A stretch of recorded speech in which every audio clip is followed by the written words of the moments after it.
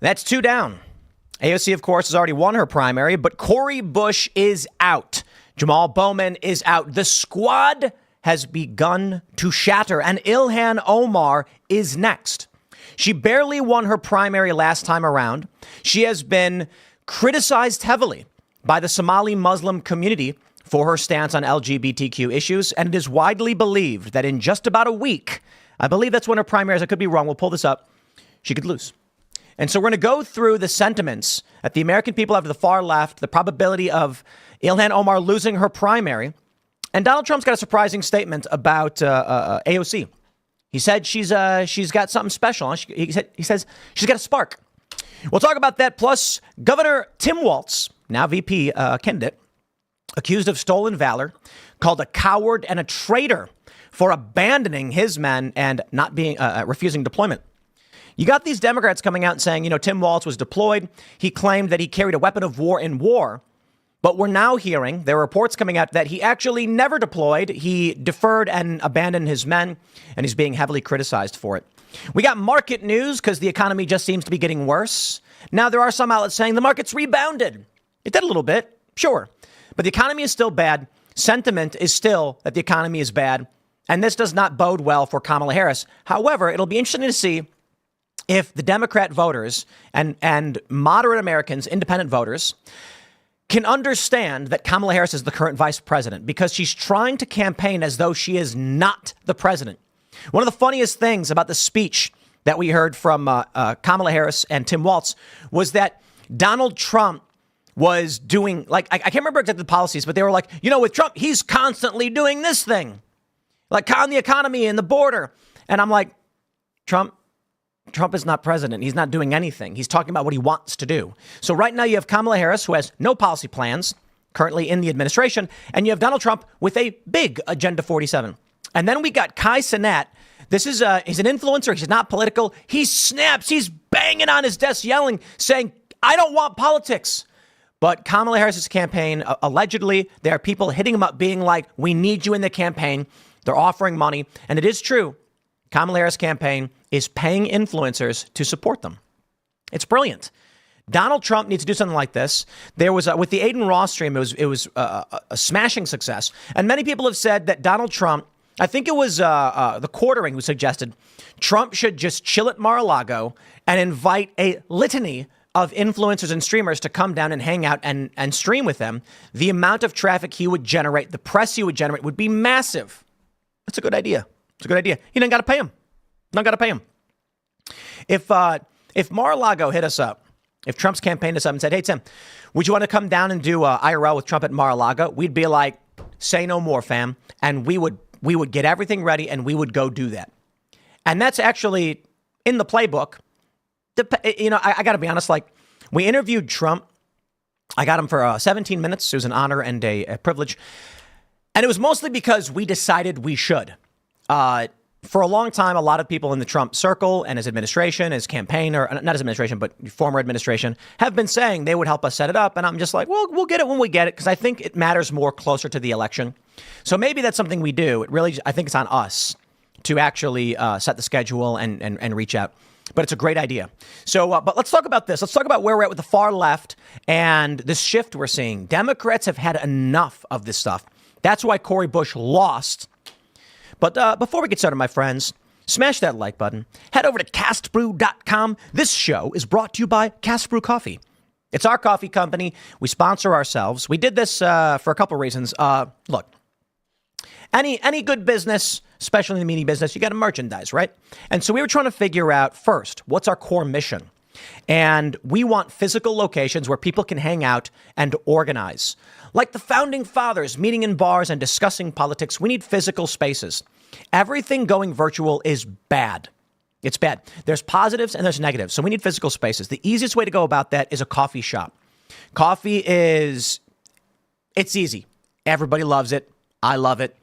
It's a simple thing that people want to go to a physical location, and it can allow us to get a quick physical foothold around the country setting up coffee shops. So the first thing we did was create Cast Brew Coffee. It also allows us to sponsor our own shows. So less money goes to third parties who sponsor us. So go to castbrew.com if you like coffee. Pick up Appalachian Nights, everybody's favorite. And you're not only helping us by supporting the show, You're helping us set up these physical locations. We're moving forward with our first location in Martinsburg, West Virginia. It's been a bit of a pain because, for whatever reason, it's taken a year and a half plus to get to where we are now. It's frustrating. But the good news is, national and international eventually, but national expansion for our other locations has been moving along perfectly. It's a much more difficult process. So there is good news in the works. Also, head over to Timcast.com, click join us to become a member directly. Last night, my friends, on Timcast IRL, everybody noticed this. You couldn't find the show. People who say I watch the show every single night went to youtube.com and Timcast IRL was not anywhere to be found. Some people said it took 20 minutes to find the show, but they eventually did. That's crazy. People were saying that they tried going to the actual channel page and the stream's not there. And you know what happened? It happened to me. The only way I was able to see it on my own app was through our playlist, which was crazy. And then around 8:40, the shadow ban appeared to have been lifted, but it did negatively impact the show. And everybody was pissed. It's election season. Prepare for more of this. This channel was censored for a long time. They may have lifted the censorship when I complained about it live, and someone at Google must have heard it. But become a member at Timcast.com to ensure that we continue to exist in the event that we get nuked from YouTube. More importantly, even outside of YouTube, this show was only possible, Timcast IRL, 8 p.m., only possible because you guys are members. So smash that like button, subscribe to this channel. You can follow me on X at Timcast, and also follow me on Instagram at Timcast. And I'll also give a quick shout out to Boonies HQ. Follow Boonies HQ on Instagram for fun shenanigans and skateboarding. But let's jump into the big first story here. Ladies and gentlemen, squad member Cori Bush loses Democratic primary in Missouri. Oh, you hate to see it. It's sad to see her go. Missouri Rep. Cori Bush has lost her Democratic primary to St. Louis County Prosecutor Wesley Bell, securing another win for the same pro-Israel groups that helped oust New York Rep. Jamal Bowman 6 weeks ago. Bush, a member of the House squad of progressive lawmakers like Bowman, was already earmarked for a tough primary in Missouri's 1st congressional district, which ended up being the second most expensive primary of the cycle, behind only Bowman's race in New York. Her fierce advocacy for a ceasefire in Gaza added fuel to opponents' fire. And in similar fashion to Bowman, Bush, despite the backing of progressive groups, local leaders, and top congressional Democrats, was unable to fend off Bell, who, like Bush, rose to prominence during the protests in Ferguson, Missouri, a decade ago, following the police killing of Michael Brown. I love how they put unarmed black teenager Michael Brown. I would just like to point out that it was the Obama administration that found he was grabbing the gun of Darren Wilson. Come on, man. Not that I'm happy any of it happened, but let's just give people the real facts. With Victory Tuesday, Bell will be heavily favored in the general election for the solid blue St. Louis area seat. His win also marks the second time in 3 cycles that a challenger has unseated the incumbent in the 1st district Democrat primary. Bush defeated Rep. William Lacey Clay in the 2020 contest. Bell first entered elective politics in 2015 when he won a seat in the Ferguson City Council. 3 years later, he was the first black St. Louis County prosecutor, unseating longtime incumbent Robert McCulloch. What we had that he did not have was the power of the people, Bell told supporters that night in 2018. But his decision not to bring charges against the officer who shot Brown frustrated some in the community, including Brown's father, who cut an ad for Bush in the closing days of the race in which he says, "I feel like Bell lied to us." I just want to point that out. This is the guy who refused to charge Darren Wilson. Obama. Okay, I just want to make sure everybody understands. Obama's a black man. Eric Holder. Okay, it's his administration that concluded this. Michael Brown was grabbing the guy's gun. Hands up, don't shoot was a lie. But anyway, I think it's fair to say the far left is out. Now, what's fascinating here, of course, is what we can expect with the next primary, Ilhan Omar, coming up. But more importantly, Tim Walz's VP. And I've got this longer segment for our 1 p.m. slot, which will be coming up after this, for those that are watching live in about a half an hour. Tim Walz, as a far leftist, can he really win? I mean, they're rejecting the far left right now. So a guy who's saying, I should say, the idea that they would adopt far left policies and candidates when the squad is losing. What's fascinating is Josh Shapiro is Jewish. And they rejected him Everyone believes it on those grounds. The progressives wrote a letter saying, no, young people, Arabs and Muslims are not going to support you if you do this. And so they went full far left. I actually think that is indicative of a Donald Trump victory, especially what we're seeing. The lines are being drawn in the sand. Now, of course, critics of Israel are pointing out that with the big spending, let me point this out. They say her defeat will be a blow to House progressives who rallied around Bowman earlier this year, only to see him lose by more than 15 points to a more moderate opponent in the Democratic primary. Both Bush and Bowman came under criticism from their opponents for lodging protest votes against Joe Biden's bipartisan infrastructure bill. Quote, she sold out our president, and she sold out the city of St. Louis, a person says in an ad, by the United Democracy Project, a super PAC of the American Israel Public Affairs Committee. The group spent about $9 million on ads attacking Bush or boosting Bell. That's fascinating, isn't it? And I can certainly understand the criticisms here. A lot of people, not even on the left, on the right, who are critical of Israel's influence in American politics, like AIPAC, are not happy to see a massive, well-funded pro-Israel political action committee funding the opponents of the squad to remove them. Why? Not because the squad is far left, but because they're anti-Israel. I'm not a big fan. I can say I think Cori Bush is bad for this country. I don't think her district likes her. I don't think money changes public sentiment. Bowman is a criminal who removed emergency signs and pulled a fire alarm. I'm happy to see them go. However, if the result is going to be members of Congress who are going to vote for foreign war, then I think we are arguably worse off. So it is rocking a hard place. Ultimately, I just shrug and say, hey, you get what you give. And the far left gets ousted because people are not happy with them. I'm hoping that we will actually get a better administration under Donald Trump, irrespective of Congress, that puts less money into foreign war. That being said, Donald Trump was a very, very pro-Israel president. We likely will see expansion of pro-Israel policies. I don't know how that will manifest. That being said as well, Donald Trump, no new wars, winding down of Middle Eastern incursions, withdraw from Afghanistan, net positive, absolute net positive. I don't think that you will just have the end of American foreign policy funding overnight. Donald Trump is the better candidate for this. I think it's important to be critical of why it is people like Bowman and Cori Bush lose when it's pro-Israel groups that are doing this. And I'm concerned we end up with other Democrats who are going to be warmongers like the rest of them. And so that's a challenge, right?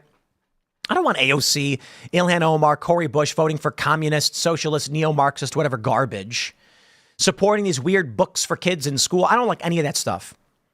But I'm okay when they're anti-war. I don't trust that they're actually completely anti-war, so I ain't going to cry about them losing. Here are the results from Missouri. This is I believe these are the AP results posted by the New York Times. Wesley Bell with 51.2%, crushing Cori Bush's 45.6%. Now, again, I'll stress, as a lot of people are saying, it's these pro-Israel PACs that have ousted them, and that's not a good thing. As a separate issue, I don't like the idea of pro-foreign funding political action committees ousting members of Congress. The only reason Cori Bush wins in the first place, the only reason AOC or Ilhan Omar wins, is because they're D+20 or whatever districts, meaning they engage in grassroots activism to a mostly apathetic and nihilistic population, and they win with a microscopic portion of the primary. I mean, right now, what's interesting is 123,000 people voted in this primary, and it's a lot of people, but we're talking about 775,000 people. So this is overall a minority population choice. So if you're going to get a Wesley Bell to win, my attitude is Cori Bush, AOC, Ilhan Omar, Rashida Tlaib, Bowman, these people only win due to apathy and low voter turnout. So I consider all of these things and I say, well, you get what you give. Good riddance. Not that I think Wesley Bell will necessarily be better, but not a big fan of the squad. I will tell you this, my friends. I celebrated AOC's victory over Crowley when it happened. This was back in 2018. I believe it was 2018, right? And I'm like, good. Get some populist leftists. I don't care. Get them to remove the incumbent uniparty garbage. Boy, how did that turn out? These people have turned out to just blindly support it for the most part. Not completely, but what's the only thing we really get? They don't like Israel? Ugh, come on. There was a candidate who was running against Nancy Pelosi as a progressive, and she was anti-war. I donated to her, a Democrat progressive in San Francisco, because I said, look, I don't expect a Republican to win in San Francisco. What can I get? A young woman who said, no more funding for foreign war. And I'm like, deal. Here's my problem. These Democrats are pro-Ukraine war, overwhelmingly. They hate Israel. They don't want to fund Israel, but they're happy to give money to Ukraine. Why? Because Democrat Party leadership whips them into shape. I'd like to see some actual anti-war stuff going on. Not that I think Wesley Bell's going to give it to us, but we will see. Now, Laura Loomer's got the tweet. Laura Loomer says, in 2022, Ilhan Omar barely won her primary by 2,466 votes. If 5,000 Republicans cast a ballot against her in the primary on August 13th, she will be removed from office. Minnesota has an open primary. If you live in Minnesota and you're a Republican, I'm calling on you to vote for Ilhan Omar's Democrat opponent in the August 13th primary. I'm not a fan of this strategy. I certainly understand the strategy. It's a tit for tat. They tried doing it to Donald Trump with Nikki Haley. Democrats overwhelmingly were voting for Nikki Haley, saying, we don't actually care about Republicans. We're just sabotaging Trump. I'm not a fan of the strategy. I'm not a fan of the implication for this country.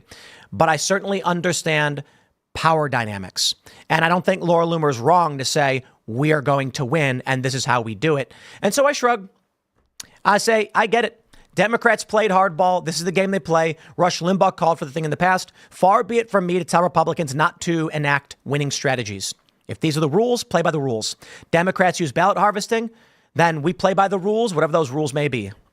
Again, it's like, man, I wish this country was actually people arguing and then deciding who won the argument, but that's not the case. Power dynamics all the way.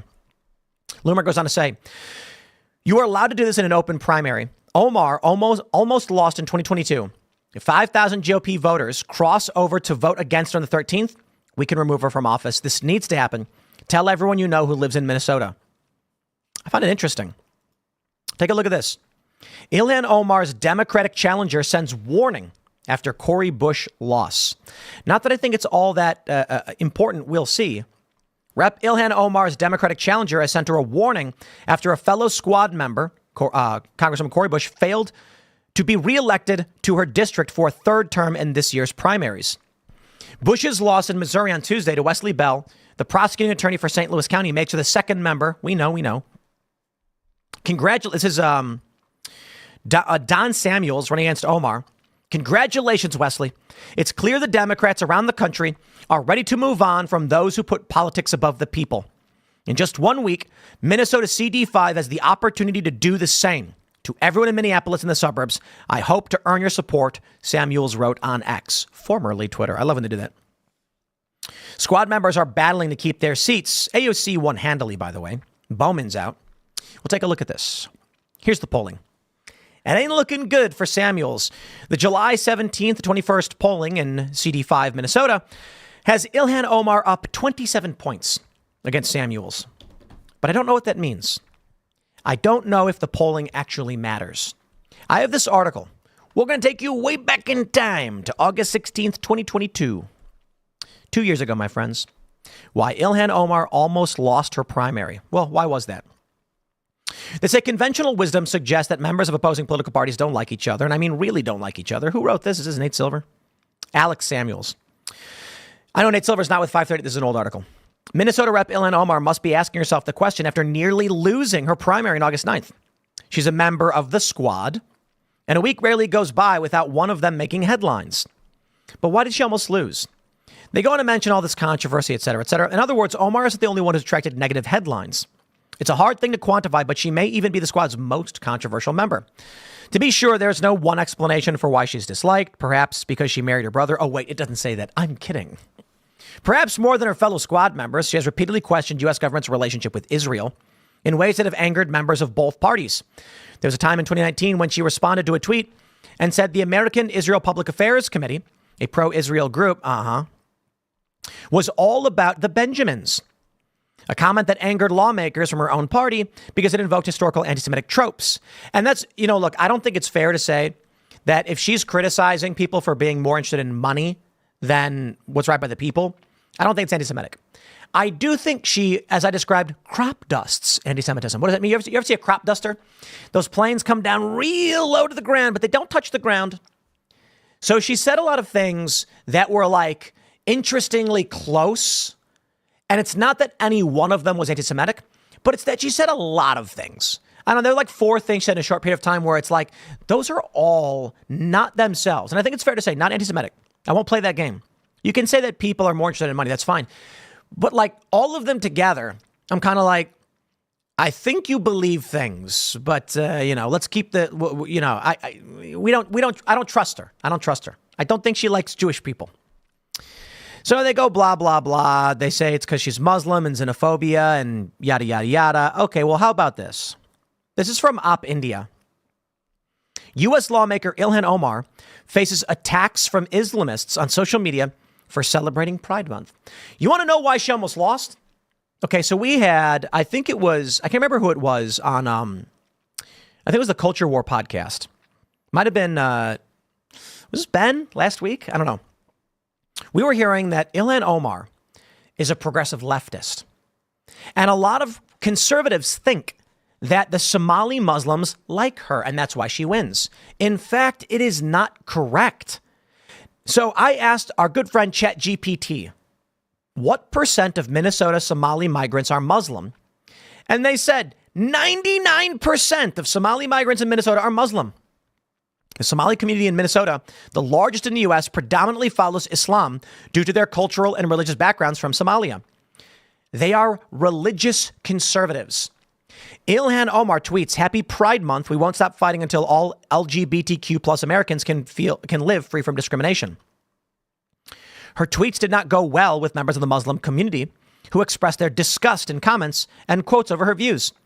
Twitter user Islamicize wrote, "The way organizations still scramble to get hold of her for their events is a shameful show of weakness and absence of gira for the dean." I don't know what that means. How have any scholars still not tack fired her is beyond my comprehension. Not sure. So let's just put it this way. She's deeply offended many in the Muslim community in her own district, in her own state.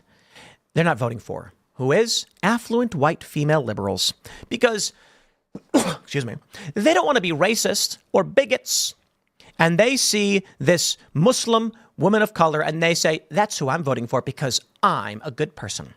Meanwhile, the actual religious Muslim conservatives are like, she does not represent our values and we don't want her in office. There's a strong possibility then that she loses. We will see if people actually adopt the Laura Loomer strategy of going in the open primary. And I don't think it's fair to even say it's Laura Loomer's strategy. It is a widely known strategy of voting in the other party's primary to sabotage their candidate. Yeah, she loses. Dude, if you've got conservatives in Minnesota who are like, what's the point of voting? The Democrat's going to win anyway. Well, you vote in the Democrat primary and then Ilhan Omar loses for sure. So she's up against Don Samuels, and she's up by 27 points.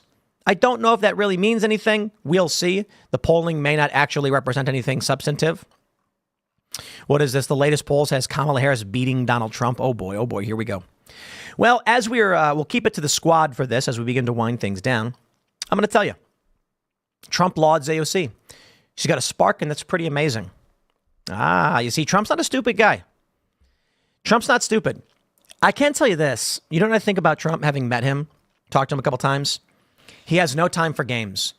I imagine when you're as old as he is, you've heard it all, you've seen it all. Yeah. I get a lot of people, I'm only 38. But someone will come to me and they'll start saying something that I've heard 10, 15 years ago. And I just try to be respectful, maybe let them finish their point, or I'll just be like, no, we get it. Like if someone were to come on Timcast IRL and then talk about something we all know from 2016, like, that Donald Trump, he said he was going to, build a big, beautiful border wall from sea to shining sea.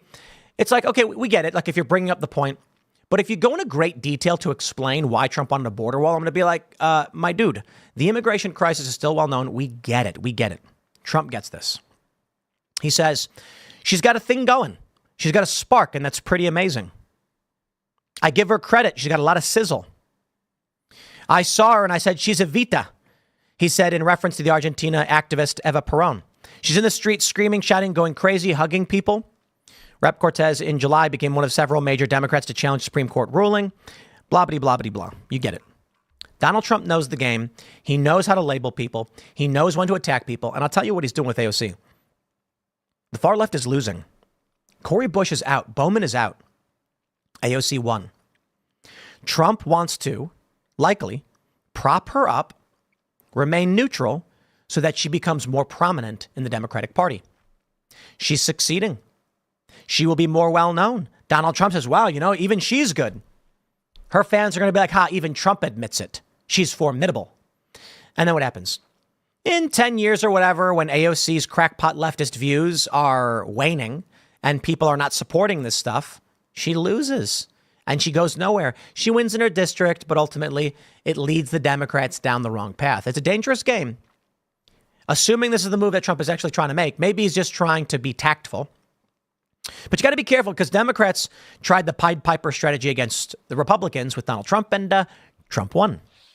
So, would be interesting to see what happens with AOC in that regard. But we'll round things out.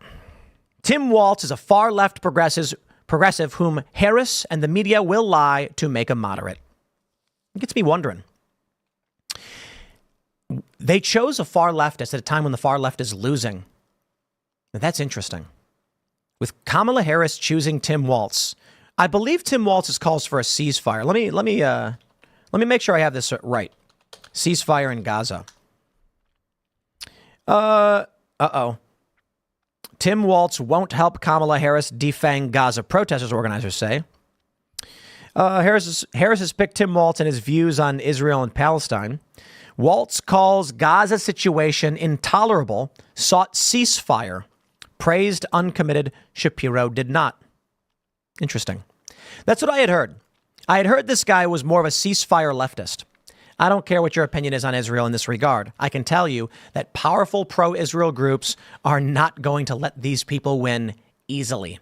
I don't know that AIPAC or other, pro-Israel groups are going to be able to do anything about it, but they will certainly try. That, my friends, should be absolutely fascinating to watch. But we will jump to Super Chats now, winding down the opening segment, and we got more stuff for you. But I do want to say this. I was, in doing the research for the segments on Donald Trump and Kamala Harris and the market and the sentiment, I couldn't help but see all of these stories because I'm really interested in Moody's analytics. They tend to be fairly accurate, and they said Biden was going to win. Yeah, earlier this year, they predicted a Biden victory. In May, we got predictions of a Biden victory. And it's funny because Biden's not even the nominee anymore. And guess what?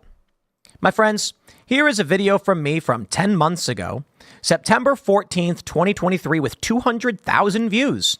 Biden will drop out of 2024 race. And I talked about this. I thought it was in November. I looked September. I was saying this. Why? Because the news was saying it. Nancy Pelosi concedes Biden may drop out of 2024 race. And then I was thinking about this and I'm like, they're just speculating. But I thought to myself, there is no sane reality where Joe Biden remains the nominee. And so I figured I am of the opinion at that point, nearly 1 year ago, Biden will not be the nominee. And I was correct. Now, don't get me wrong. We had the joke scenarios of like Gavin Newsom stepping in. Little did we know they just dumped Kamala Harris there. So it is what it is. But at the very least, if you listen to the mainstream media and the corporate press, you're going to be told things that are likely not correct. If you watch the Timcast News breakdown, you're probably going to be at least slightly better informed. That is to say, well, of course, I'm just reading the news saying Biden may drop out. If you just read the snippets and watch CNN, they were saying he's fine. His brain is perfect. It's lies. It's cheap fakes. But you listen to podcasts, you watch shows like mine. We got your back to the best of our abilities. Not like we're psychic or anything. But we'll get ready for that next segment. Oh boy. Tim Walz, a coward and a traitor for retiring from military before Iraq, says guardsman who replaced the VP pick. They're saying it's stolen valor. They're accusing him of stolen valor. I mean, that's crazy, especially when he goes up on stage and says he wielded a weapon of war when they're claiming he never did. Interesting. So we'll talk about this as well as Tim Walz being considered far left and what are the accusations against him. But for now, my friends, let's go to your super chats. If you've got questions, drop them in. We only got a handful of super chats right now, but we're going to read what y'all have to say. And then we will jump to this next segment. Apocalyptic Pioneer says, please have Rep. Anna Paulina Luna and Dr. Paul Saladino in the culture war with Ian and Luke. Rep. Luna wants to ban high fructose corn syrup, HFCS. I believe that's what you're saying. And Dr. Paul talks about animal-based diet where you eat meat, dairy, and fruit only. I did keto for 2 years. And I felt great. And then I slowly started coming off of it because this is what happens. You know, I'm like, I feel so good. What does it matter if I have a little bread here and there? And then I started having problems that I think were related to gluten. I don't know. So I ended up getting a personal trainer. He said, eat carbs, eat lots of them. And so I tried it. And I'd say I mostly felt fine. However, I can't stand the ups and downs. I'm having trouble scheduling because look, I do a morning show for 2 hours. We do a nightly show for 3 hours. I've got a block in between for business stuff, eating dinner, and exercising. And it's difficult to try and do this breakfast, lunch, and dinner. I know it's fairly common. I know that's what everyone always does, breakfast, lunch, dinner. But I eat breakfast, I do the show, I get tired. How am I supposed to exercise? I got to eat again, then wait an hour? I can't do that. So I started doing keto again. And so I feel like $1 million.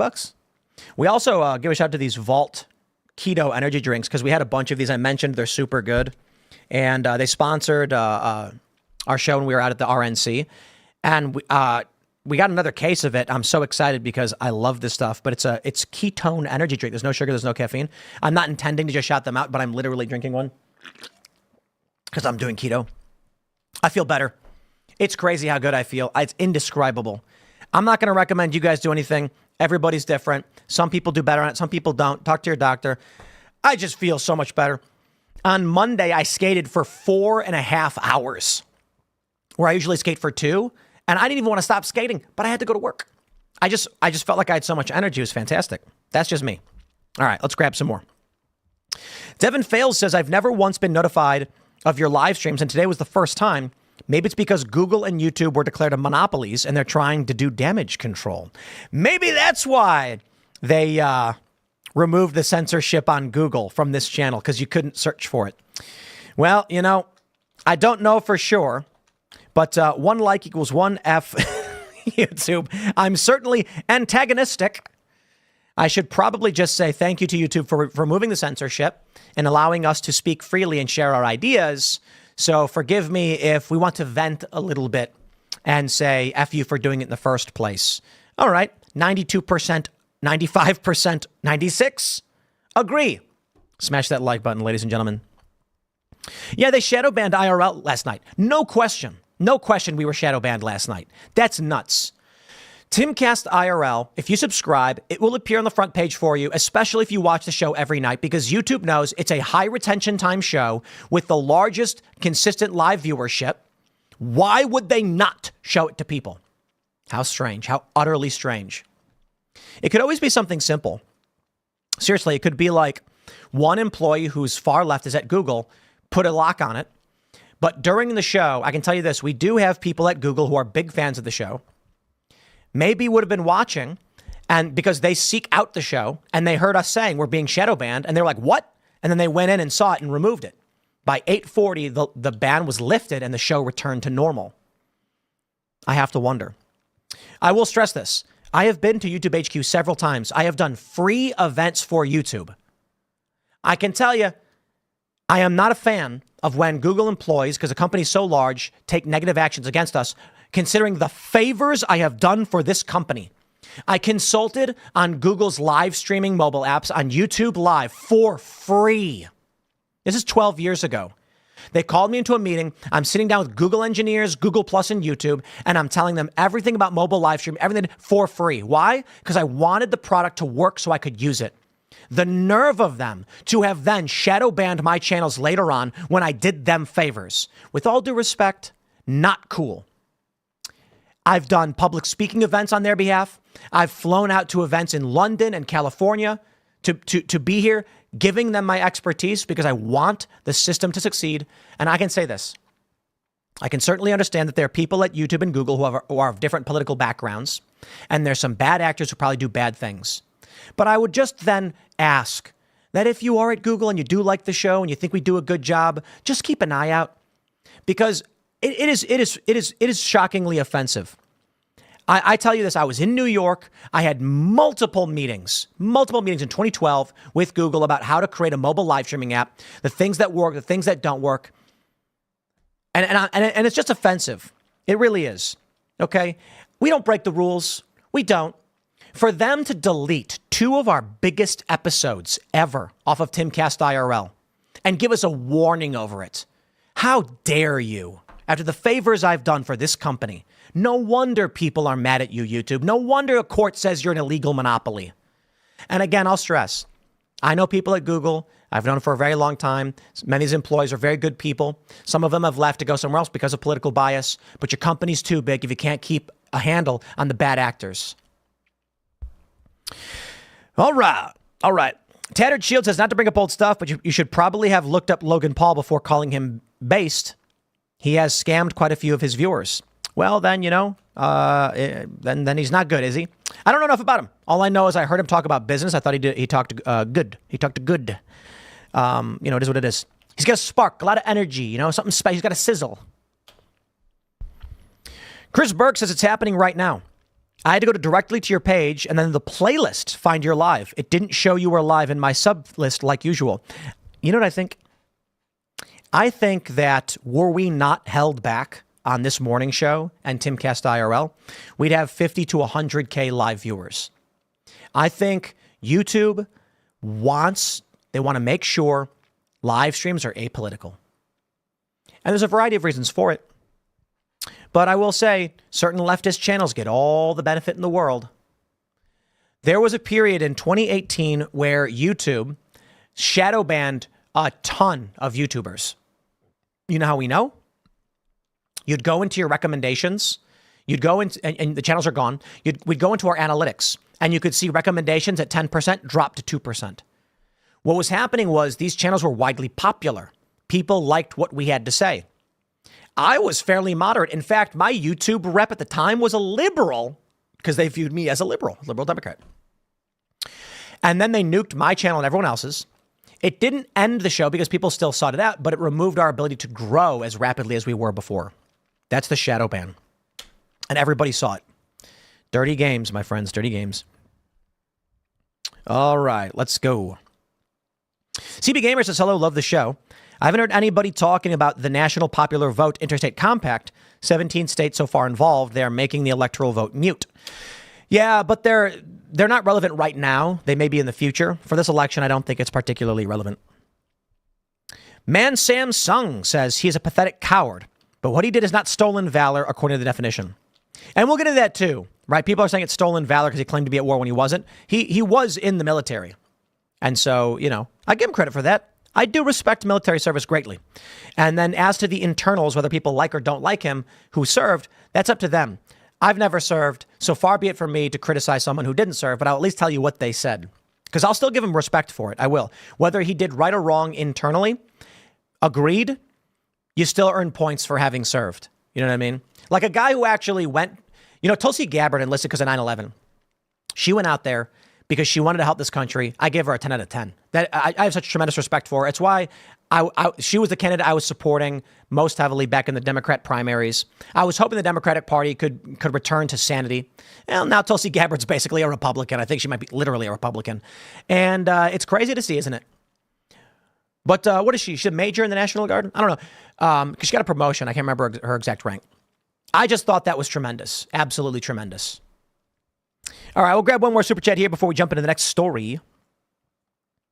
All right, Ryan O says, my daughter got her first popsicle board yesterday. Any advice on how to go up and down curbs? I've heard ollie or no comply. I'm not much of a help as I never really skated. No beef. No beef? What do you mean? I love to hear it. Buy more skateboards for your kids. I got to tell you, skateboarding gives you some of the best life lessons in the world. You can't cheat. There's no cheating in skateboarding. There's creativity. There's physical activity. You are exercising. You are developing coordination, and you're learning hard life lessons. You can't cheat. You know, in Magic the Gathering, the card game, it's funny because I guess J.D. Vance plays that. Would love to play a game of Commander with him. People cheat all the time. It's ridiculous, the amount of cheating that goes on in this community. It's disgusting. Shuffling to set cards on top of the deck, hoping you get away with it. I do that all the time. You can't cheat in skateboarding. You can lie. But guess what? When, what was it? Ryan Sheckler was like, I did a backside flip down El Toro. Everyone was like, what? BS. And then it turns out he almost did, but didn't. You see, you try to cheat, but people say, show me the video footage. That's skateboarding. You go to a skate park and say, I can drop in. Then drop in. I don't want to. No one's going to believe you. So you got to take those risks. You got to learn those life lessons. And that's one of the reasons I think skateboarding is fantastic. Though, with the decline in the industry, it's resulted in scumbags, haters, and toxic garbage becoming the more prominent voices. And not because they're actually prominent, but because as the tide lowers, the scum gets revealed. And it's unfortunate, but we're going to push back. All right, let's go. From the New York Post, Tim Walz, a coward and a traitor, retiring from the military before Iraq, says guardsman who replaced the VP pick. Tim Walz, the new VP candidate, apparently was saying that he had carried a weapon of war in war. But, well, according to numerous reports, he never actually served. He left, leaving his men behind. That's the criticism. In fact, in this story from MSN, they say VP pick Tim Walz accused of stolen valor by former military colleagues. He abandoned us. I got to tell you, it's going to be a wild election. The Democrats could have chosen Josh Shapiro. And you know why they didn't? Look at this one. CNN panel explodes as ex-Bush advisor claims Kamala Harris couldn't pick Josh Shapiro due to rampant anti-Semitism in the Democratic Party. I got to say, so Kamala Harris and Tim Walz do this rally in PA with Josh Shapiro opening it up, and he was fiery. He was great. He really was. I don't agree with him. I don't like the policies these Democrats want to enact, but the dude could speak. And they didn't pick him because he's Jewish. You know, you're not going to convince me for a second otherwise. Progressives wrote a letter being like, his position on Israel. Okay, fine. You can criticize Israel. I'm not saying that. But I think we all know the real reason. He tried to apologize for his pro-Israel views. It didn't matter. They're not going to pick the guy. Tim Walz, however, let me pull this one up because apparently Tim Walz is a ceasefire guy. I pulled this one up in the previous segment. Let's pull this up from the forward so we can talk about it and see what they have to say, because he's faced backlash over his Israel positions. There's another article saying that he was of the ceasefire notion. And I'm not saying it's right or wrong. I'm saying, you know, a lot of the pro-Israel groups that are out that have ousted, that have worked to oust Bowman and Cori Bush are going to be lining up against Kamala Harris and Walz. And that gives Trump a large advantage, for better or for worse. The New York Post reports, when Minnesota Governor Tim Walz chose to leave the military on the eve of his deployment to Iraq, Thomas Behrens went in his place. Quote, I needed to hit the ground running and take care of the troops and tell them we were going to war, Behrens said to the 500 soldiers under his command. For a guy in that position, the quit is cowardice. Wow. Behrens, a 63-year-old farmer in Brewster, Minnesota, called the Democratic vice presidential candidate a traitor for retiring from their Minnesota National Guard unit just before the deployment to Iraq in 2005. When your country calls, you are supposed to run to battle, not the other way. The retired command sergeant told the Post Tuesday. He ran away. It's sad. He had the opportunity to serve his country, and he said, screw you to the United States. That's not who I would pick to run for vice president. Yikes. Here's a picture of him. This is when Democratic Vice Presidential pick Tim Walz retired from the National Guard on the eve of his battalion's deployment to Iraq, 2005.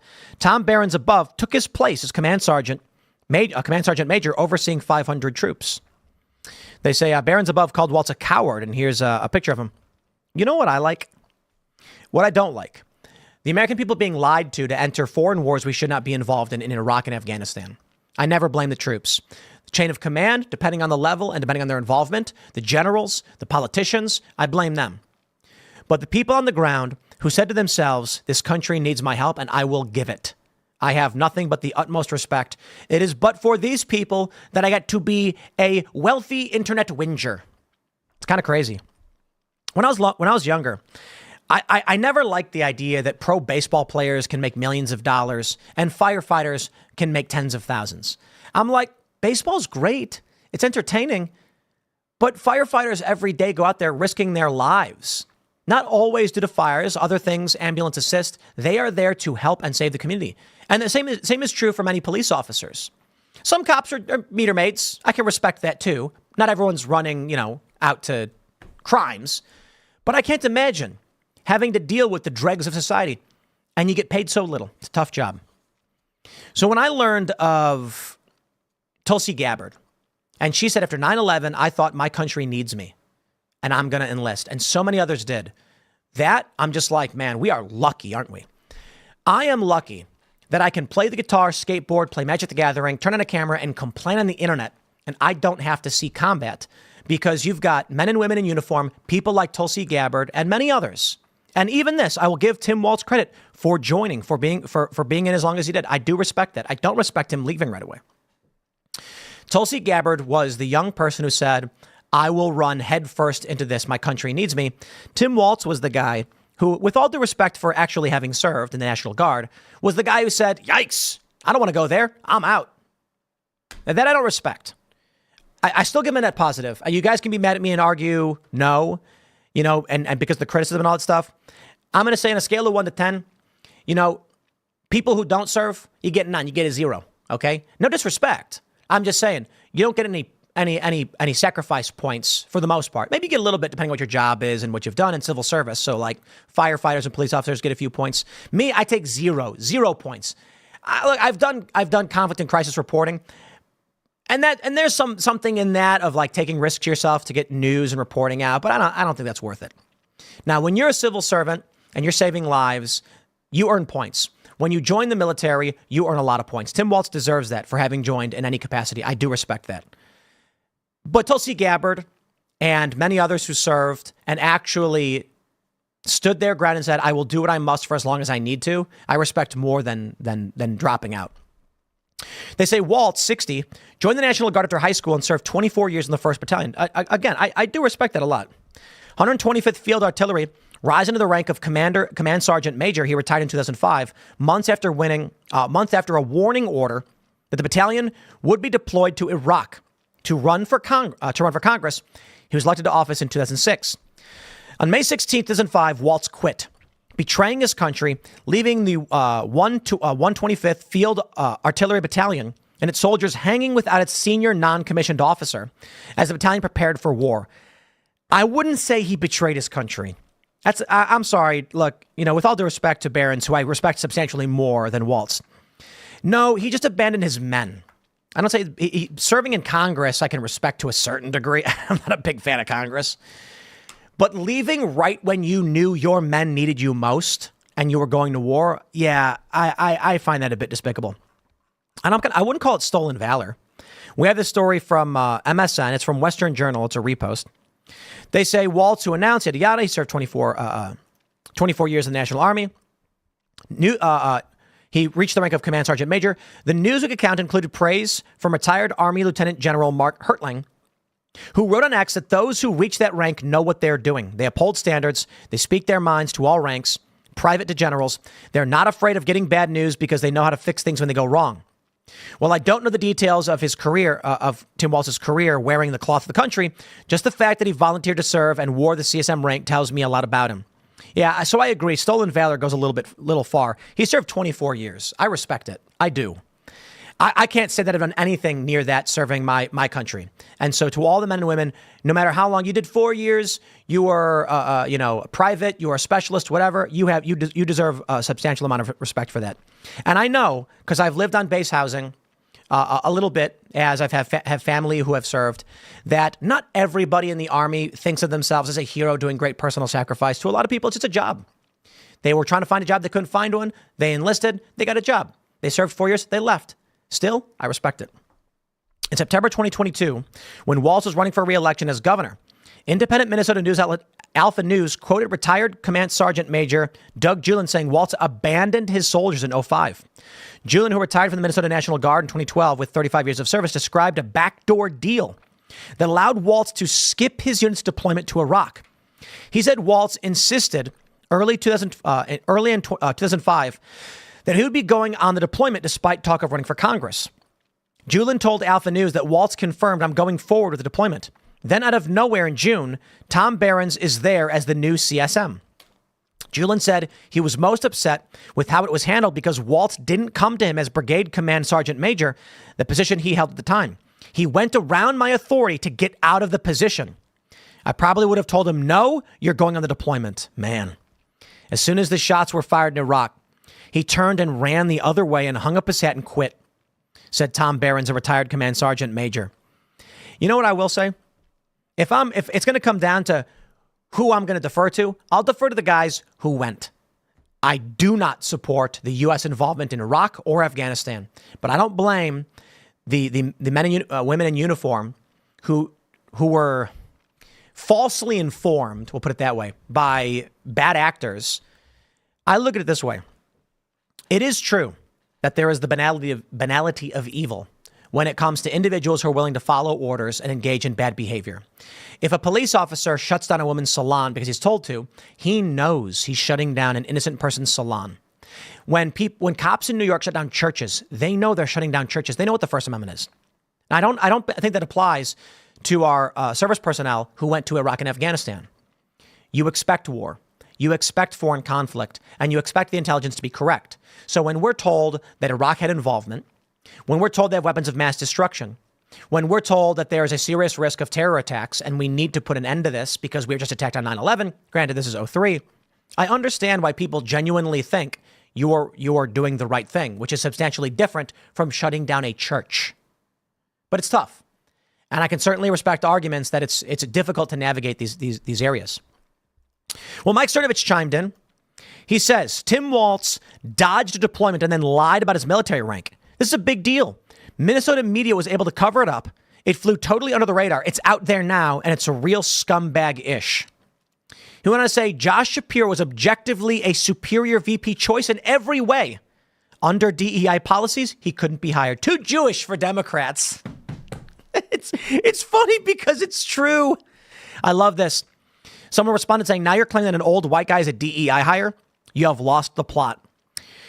Cue the Kathy Newman meme. No, that's not what he's saying. He's a socialist. He's not a DEI hire. He's DEI ideology. Kamala Harris was the diversity hire, and I don't know why they're offended to say it. They talk about wanting diversity hires all the time. Take a look at this from the Daily Mail. CNN panel explodes as ex-Bush advisor claims Kamala Harris couldn't pick Josh Shapiro due to rampant anti-Semitism in the Democratic Party. Contributor Scott Jennings, a former staffer to George W. Bush, appeared to anger his fellow panelists after speculating Shapiro's religion was the primary reason for Harris excluding from the ticket. You know, that and maybe his just ethnicity and last name. But the conversation quickly spiraled into offhand comments about abortion and school lunches. Jennings initially claimed that Harris bowed down to the radical left by opting for Minnesota Governor Tim Walz. He speculated that by choosing Shapiro, who was Jewish, would have angered the extreme left wing of the party. He ain't wrong. Jennings' remarks were quickly met with backlash from others on the panel, who bizarrely countered with the issue of January 6th and Walz's past support for free lunch meals for school children. Is this Jamie, you have some great new reporting about the process, the vetting process that Tim Walz went through and the conversations that he had, including. I don't rightly care about their 10-minute, hemming and hawing. Maybe we can just jump to the middle and see if we can see what he has to say. The person who was not Jewish and not as talented and not from Jewish. There was they've showed us who they are. Kamala Harris absolutely bowed down to the radical left in her party by not picking Shapiro, who is Jewish. There was a nasty campaign run against him. Everybody knows it. No one wants to admit it, but everybody knows it. Mm-hmm. And she wound up choosing the person who was not Jewish and not as talented and not from the state that she has to win. He did a nice job tonight. Everybody could see why he was the best choice, but she couldn't do it because the party is somewhat awash in anti-Semitism. And then for Walz, when he did what he did during... He's right. She needs PA. The only explanation outside of their anti-Semitic that I could come up with is that they're actually losing in Minnesota and the polls are all lies. And so Minnesota is only light blue. The fear then with Ilhan Omar, for instance, being far left and angering Somali Muslims is that everybody's going to vote Trump because he seems the same rational choice. So Kamala says we should pick Shapiro to try and win PA, but we are so far behind, we could actually lose a lightly blue state. That may be. I got to say, I think the reality is Shapiro has pro-Israel statements. That's not anything anti-Semitic in my opinion. However, a lot of these people are deeply anti-Semitic. I genuinely think they don't like Jews. During the riots, to me, it was him saying, I don't have the strength or the character to stand up to this anarchy. So in two big decision points for this ticket, they've showed us they will always bow down to the radical left. So I think if you want to talk about normal, to the normal people in this country, bowing down to the radical left is not normal. It shouldn't be normal, and it should be a flashing red light to the normies of America that this is not the ticket for you. You know, Wow. One of the big issues in this election is a woman's right to choose. And guess what? Kamala Harris got it. I don't think it devolved into chaos. I don't think that was fair. I think that segment actually was handled pretty well. I think he made his piece, and then they calmly respond with other issues. That's fine. But he's right. He's right. So I have not read this article from Forward. I do know that there's been a lot of conversations about Tim Walz being more of a leftist when it comes to the Israel-Gaza situation. Forward writes what Tim Walz VP pick means for American Jews in Israel. They say the decision to choose Walz is expected to bring back to the Democratic ticket hundreds of thousands of people who vote uncommitted in the primaries to express outrage at the Biden administration's support of Israel in the face of ongoing attacks in Gaza after October 7th. The choice also avoids potential controversy over the other leading contender, Josh Shapiro, an observant Jew whose positions on Israel and a two-state solution have resurfaced recently, along with the accusations that opposition to him is anti-Semitic. The announcement comes 2 weeks after Democratic Party leaders endorsed Harris as their standard bearer. Blah, blah, blah. We know. They go on to say that what are Walz's views? While compared to Harris, Shapiro, and Kelly, Walz has no direct Jewish connections. American Jews are expected to overwhelmingly vote for the Democratic nominee, as they have historically. Progressives who cast uncommitted in the Democratic primaries this spring indicated they would be happier if Walz was picked. They pointed to his remarks on CNN that 19% of Democratic electorate in the state's presidential primary participated in the protest vote. They're asking to be heard, and that's what they should be doing. This is interesting. It's very interesting. I genuinely think they feared losing Minnesota. No joke. No joke. Because of all of the people on the progressive left who are voting uncommitted over the support for Israel. Now, Somali Muslims in Minnesota may not like Ilhan Omar because she is pro-LGBT leftist. And this is true. She was heavily slammed for it. I wonder if many of them they're still going to be anti-Israel. They may just support Tim Walz because he is more critical of Israel. More importantly, they may have been thinking, we're doing well in Minnesota. We're probably going to win. We need Pennsylvania. But if we choose Josh Shapiro, we lose Minnesota. That could be a real consideration. It's just so sad, to be completely honest. Now, Charlie Kirk's got a tweet here. He says, flashback, Tim Walz's virtue signals about atoning for his privilege as a white man. For Walz, his atonement included overt Jim Crow-style racial discrimination in healthcare. The Democrats have picked a very, very radical man to run for vice president. Take a listen. We pat ourselves on the back sometimes that we acknowledge we have the worst racial disparities. I understand that the privilege I've been given as a white man and the privilege of sitting in the office of governor, that privilege had better be used to not just talk about the problem, but to solve the problem. Oh, my friends, out here in Appalachia, you can't walk a stone's throw without bumping into a white man who wants to use his privilege, lamenting the color of his skin. He wants to help those who have been negatively impacted by cis heteronormative patriarchy. Yeah, not really. I can't imagine the Rust Belt is going to be like, you're right, Tim Walz. We white men need to use our privilege to help everyone else. I'm pretty sure the reason why Donald Trump chose J.D. Vance, hillbilly elegy, is that there's a lot of people who are white who are suffering. Did you know that the racial group with the highest amount of poverty is white people? Why? Because there's more white people. You got a lot of poor white people. I'll tell you, actually being in Appalachia, people are suffering.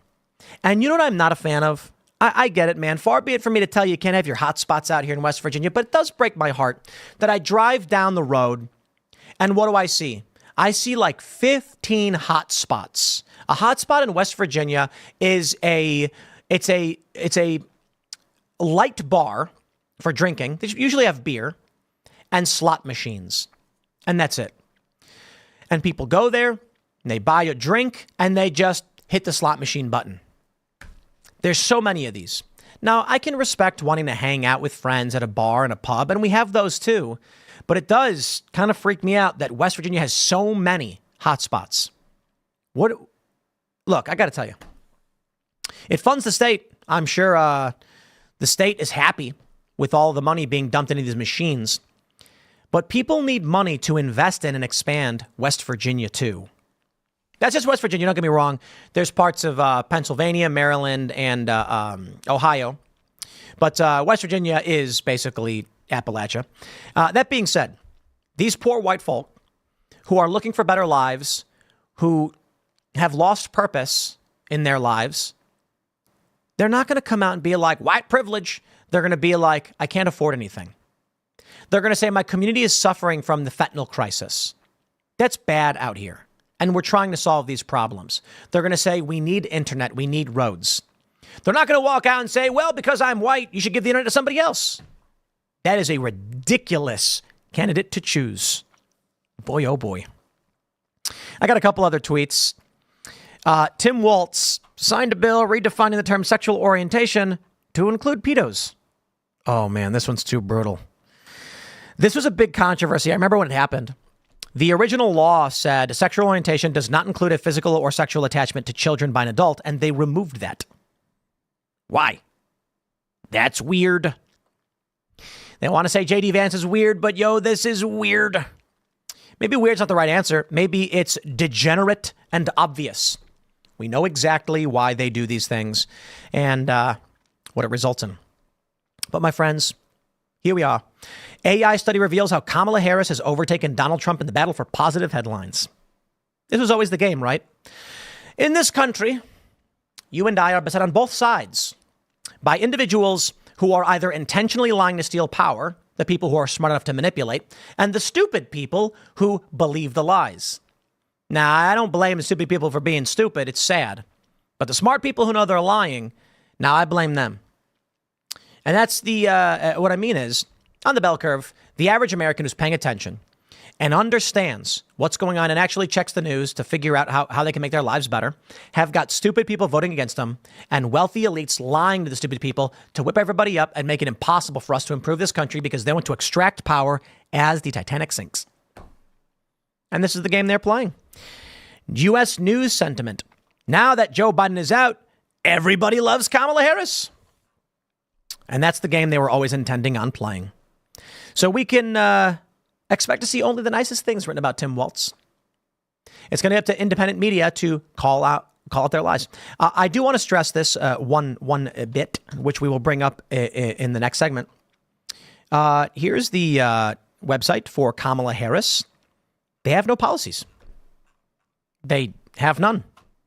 They represent nothing. They will do nothing. I mean, they'll probably burn down the country intentionally, but Harris Walz, no campaign policies, no stated goals. That's a cult, ladies and gentlemen.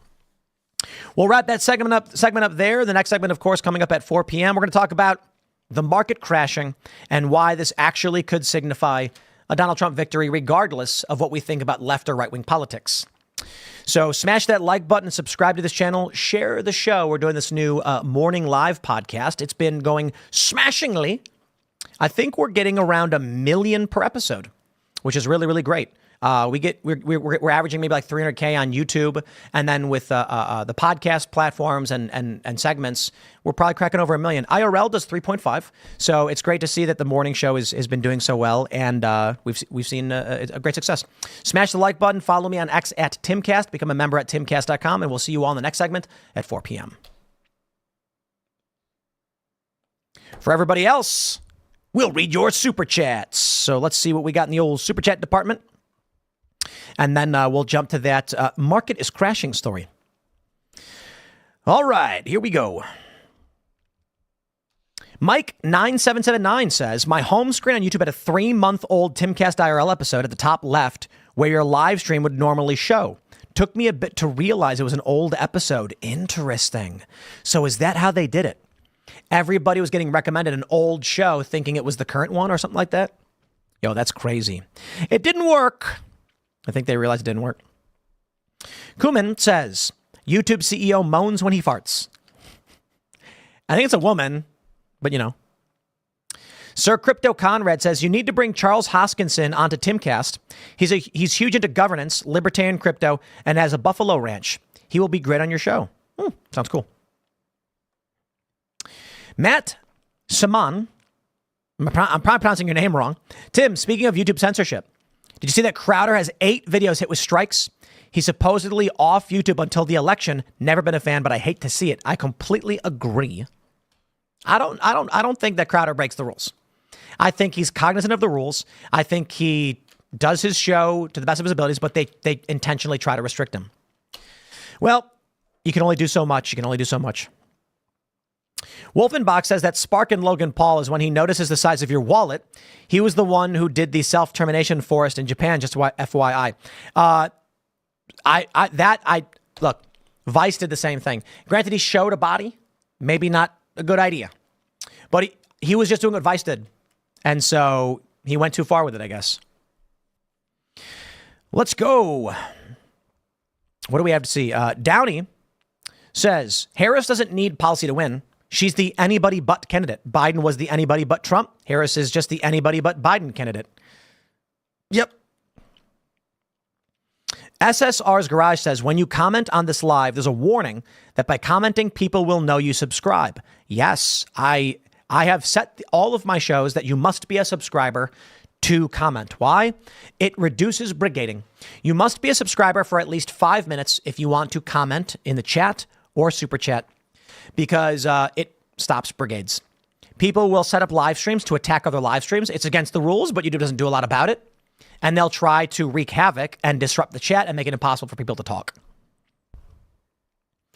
Theron Net says, Tim, the veteran podcast Speak the Truth goes into a deep dive Walt's betrayal of his chain of command and why what he did is a huge deal for vets.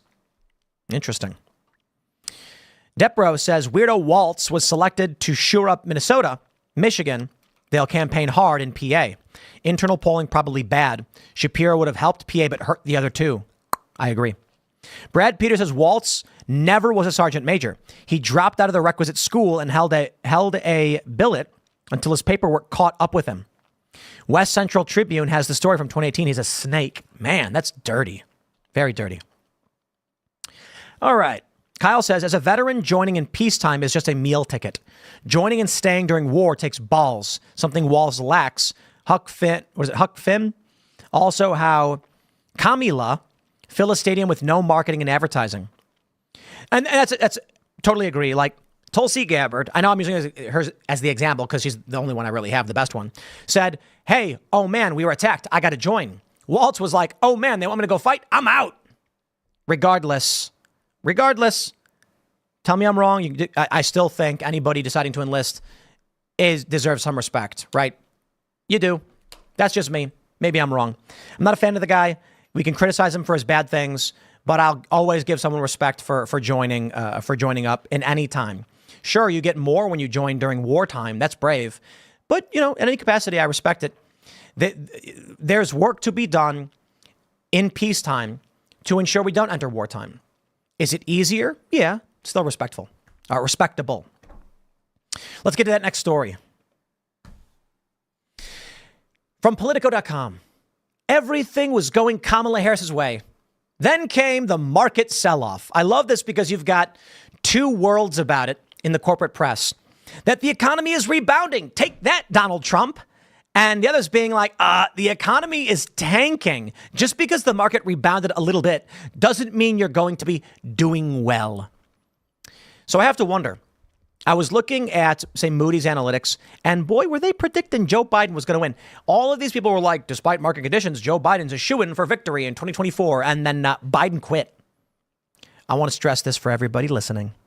He had a debate with Donald Trump that went so poorly, he dropped out. Donald Trump crushed Joe Biden to such an absurd degree that Biden actually quit.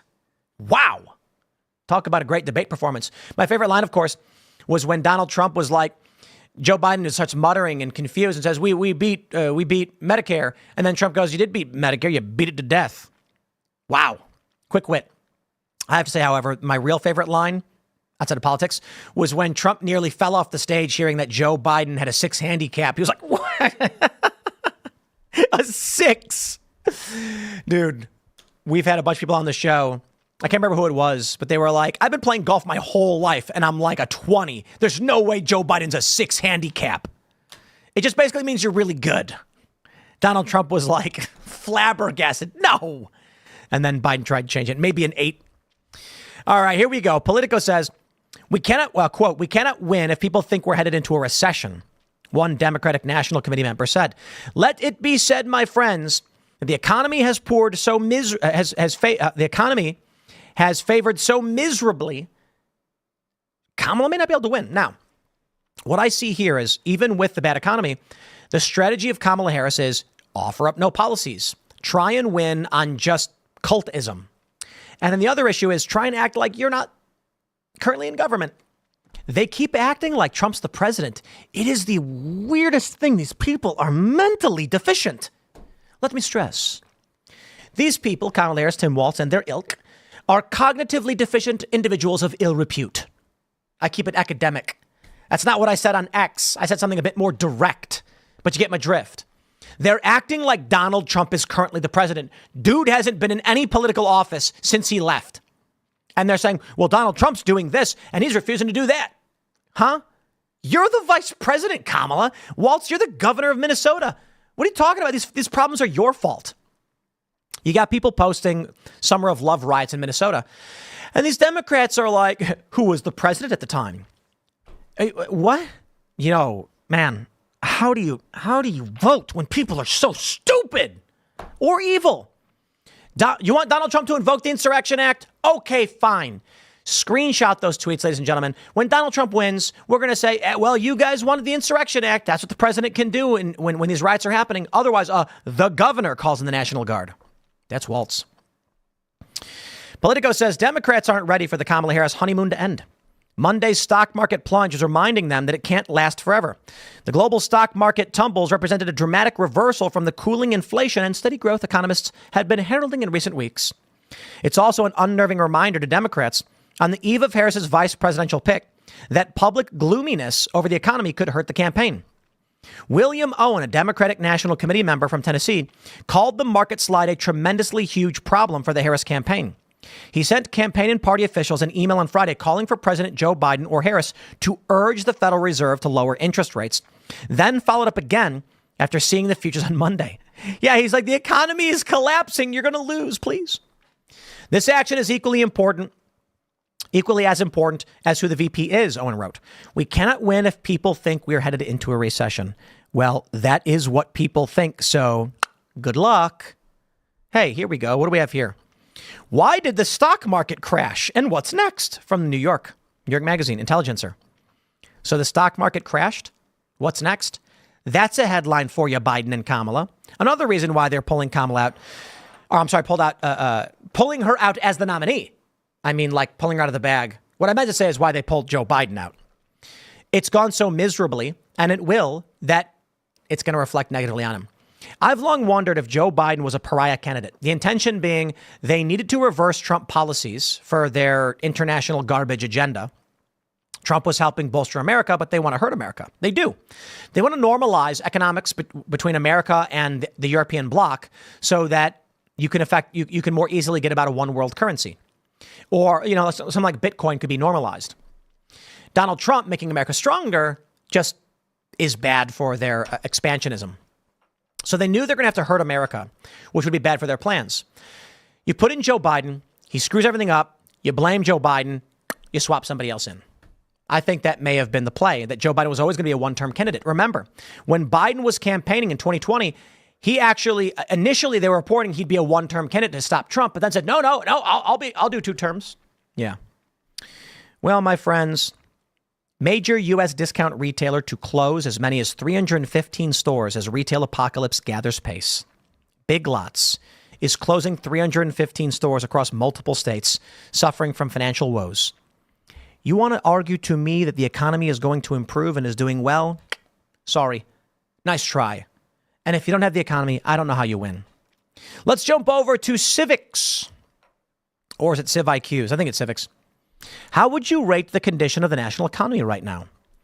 In general, across the board, 37% say it's very bad. 27% say fairly good. 23% say fairly bad. So we're looking at 60% in general, the American people think the economy is in some way bad. And only 37 think it's in any way good. But that doesn't matter because I don't care what Democrats think. Look at this.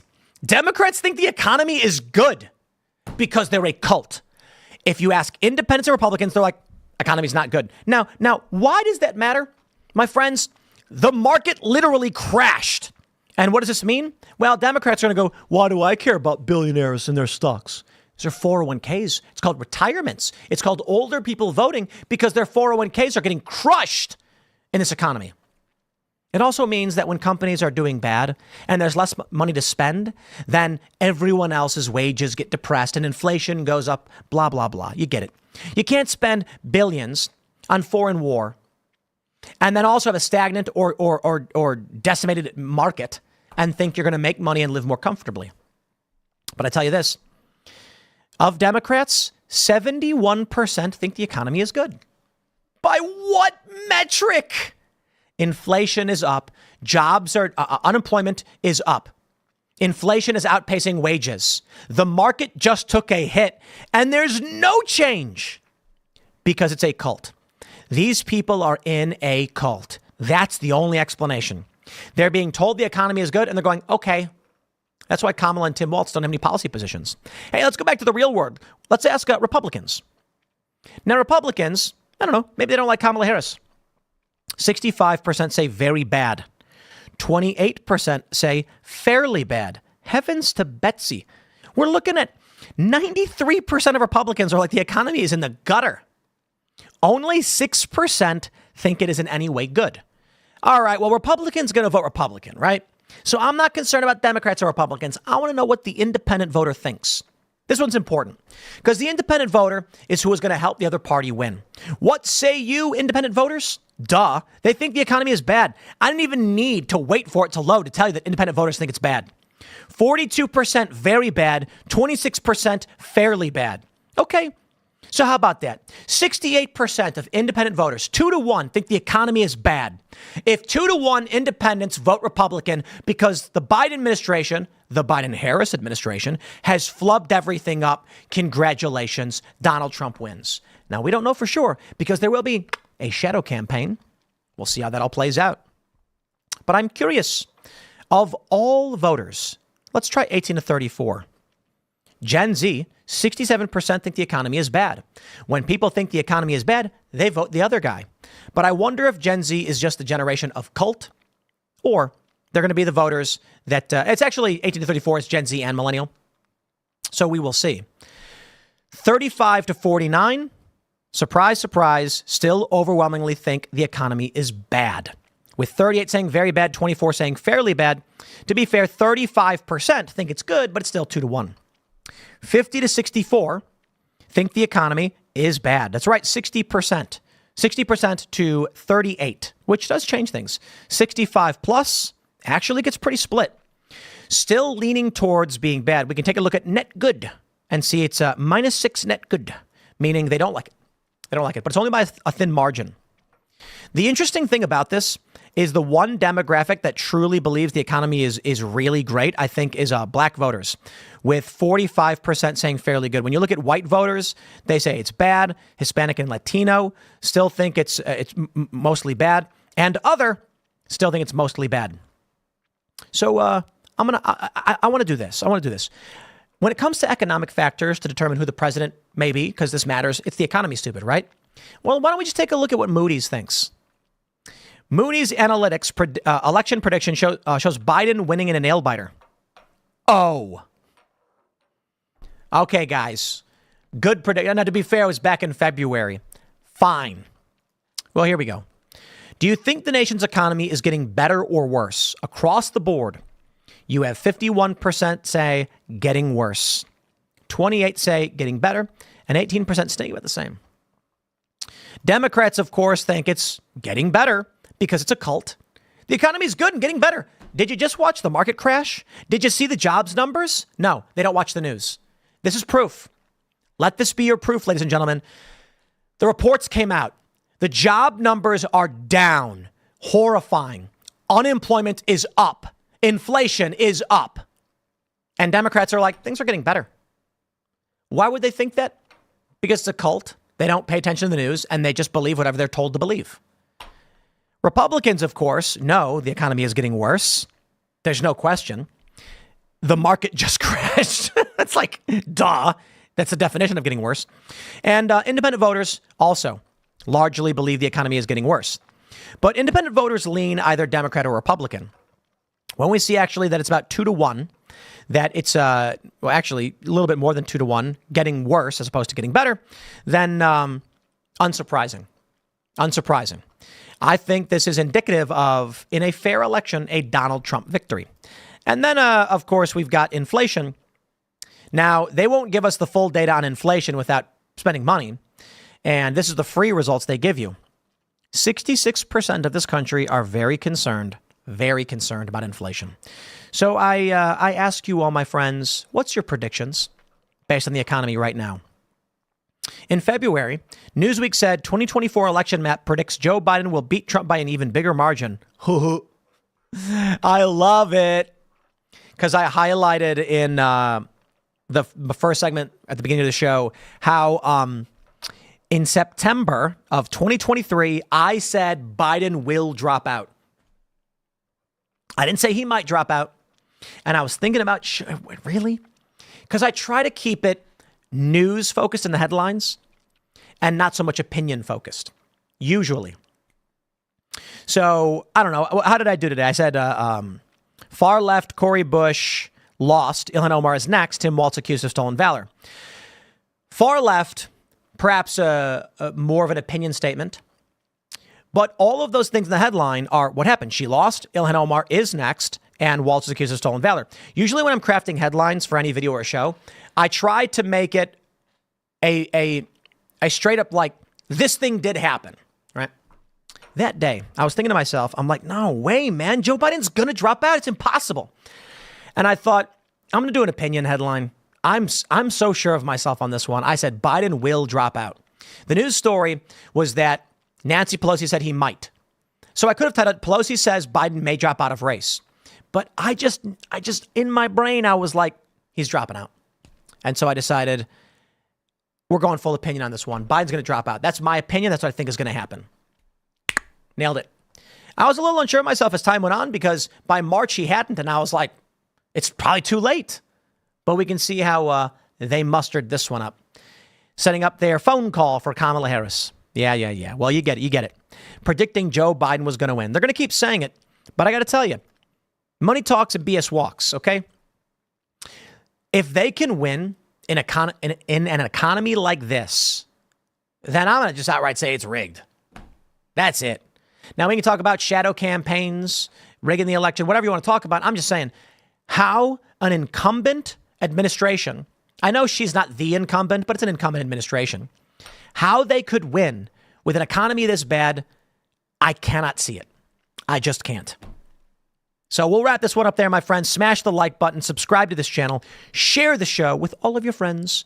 Follow me on X at Timcast, and follow the Boonies HQ on Instagram. I'm shouting them out. Become a member at timcast.com. YouTube has been censoring us, as many of you noticed. So support our work by becoming a member to make sure that we continue to exist in the event of full-on censorship. Wrap it up there. Next segment will be coming up at 6 p.m. on this channel. The next segment will be Democrats turn to influencers to get their message out. Twitch streamer Kai Cenat says he's rejected multiple requests from Kamala Harris. I don't give an F. They really trying. This dude went off. Shout out. Thanks for hanging out, and we'll see you all in the next segment. But for everybody else, we're going to read your super chats before jumping into that last little bit. And let's grab some super chats. Joseph says, dude, I can't find your stream even when searching for it. I have to go to your YouTube page to find it. I also have my notification set up. Nothing. Gee, I wonder. Legit. I think. No. I know. When we first started the show, we were getting substantially, I should say Timcast IRL, way more views. We were getting over 1 million every night. Combined live viewership, podcast, YouTube, and everything. To be fair, it was 2020. Everybody was locked down, so that may be the reason. But looking at retention time, I can tell you this. One thing I can tell you for sure is that the initial launches of this show and IRL, when I do live streams on this show, on this channel, the viewer duration was lower by a little bit and the view count was higher. What does that mean? More people were tuning in and then leaving. But hold on. Likes were the same. Revenue was the same. And what does that mean? It means that with a lower retention time, more new audience members were being recommended the show, clicking it and then leaving, as most of them would. And the core viewers would watch the whole thing. So your viewership time would go down. We've now seen average viewership time rising, which should result in the YouTube algorithm promoting the show more, but it doesn't. So it does look like they're trying to tiny room shadow ban the show. If they were to totally restrict the show, I'd be willing to bet we'd have 100K live. It would be massive. But what are you going to do? What are you going to do? All right.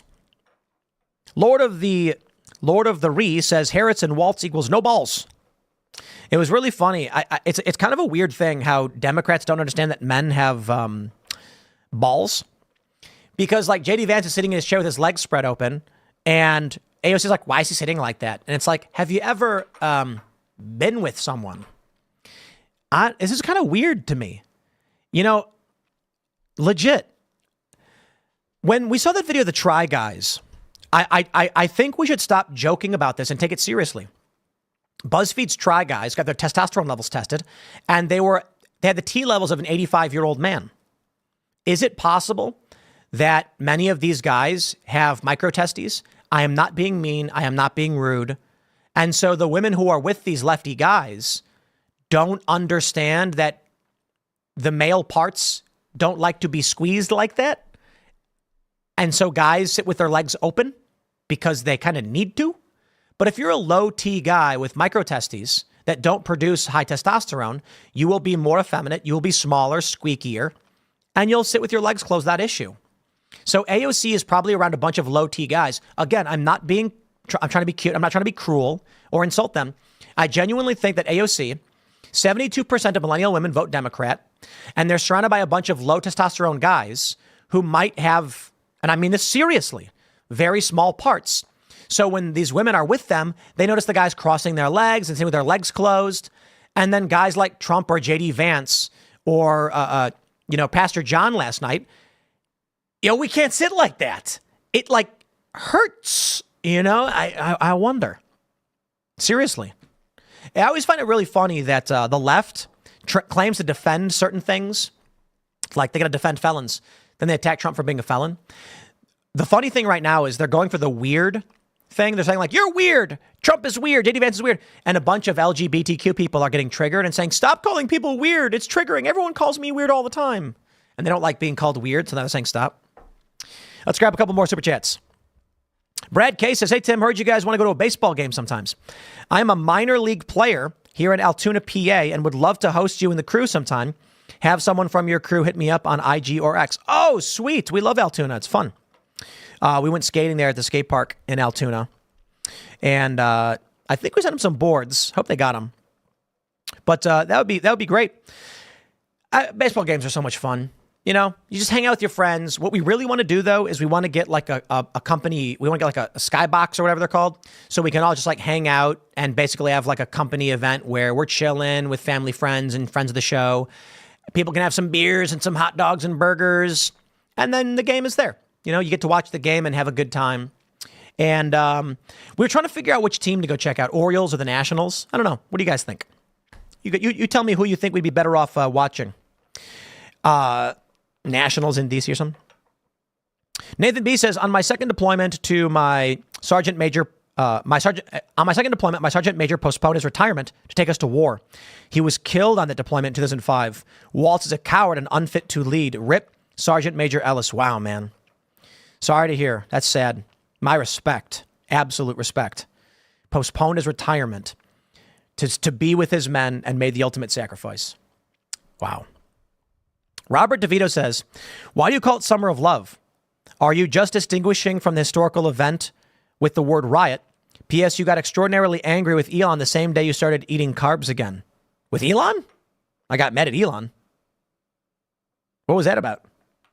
Oh, but was that when Elon said that misgendering was allowed again? Is that what it was? The Summer of Love is a reference to the historic protests of 2020 when they forced the president into the bunker of the White House, set fire to the White House grounds, firebombed the White House grounds, ripped down the barricades, injured 100 plus officers and federal agents, and then tried to burn down St. John's Church.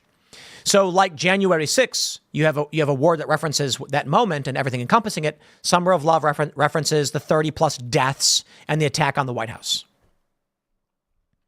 But yeah, when Elon Musk reinstated the misgendering policy, yeah, I think I'm allowed to be mad about that. He walked it back halfway, so I walked my position back halfway. I didn't cancel our corporate account, but I also didn't launch the advertising campaign we were planning.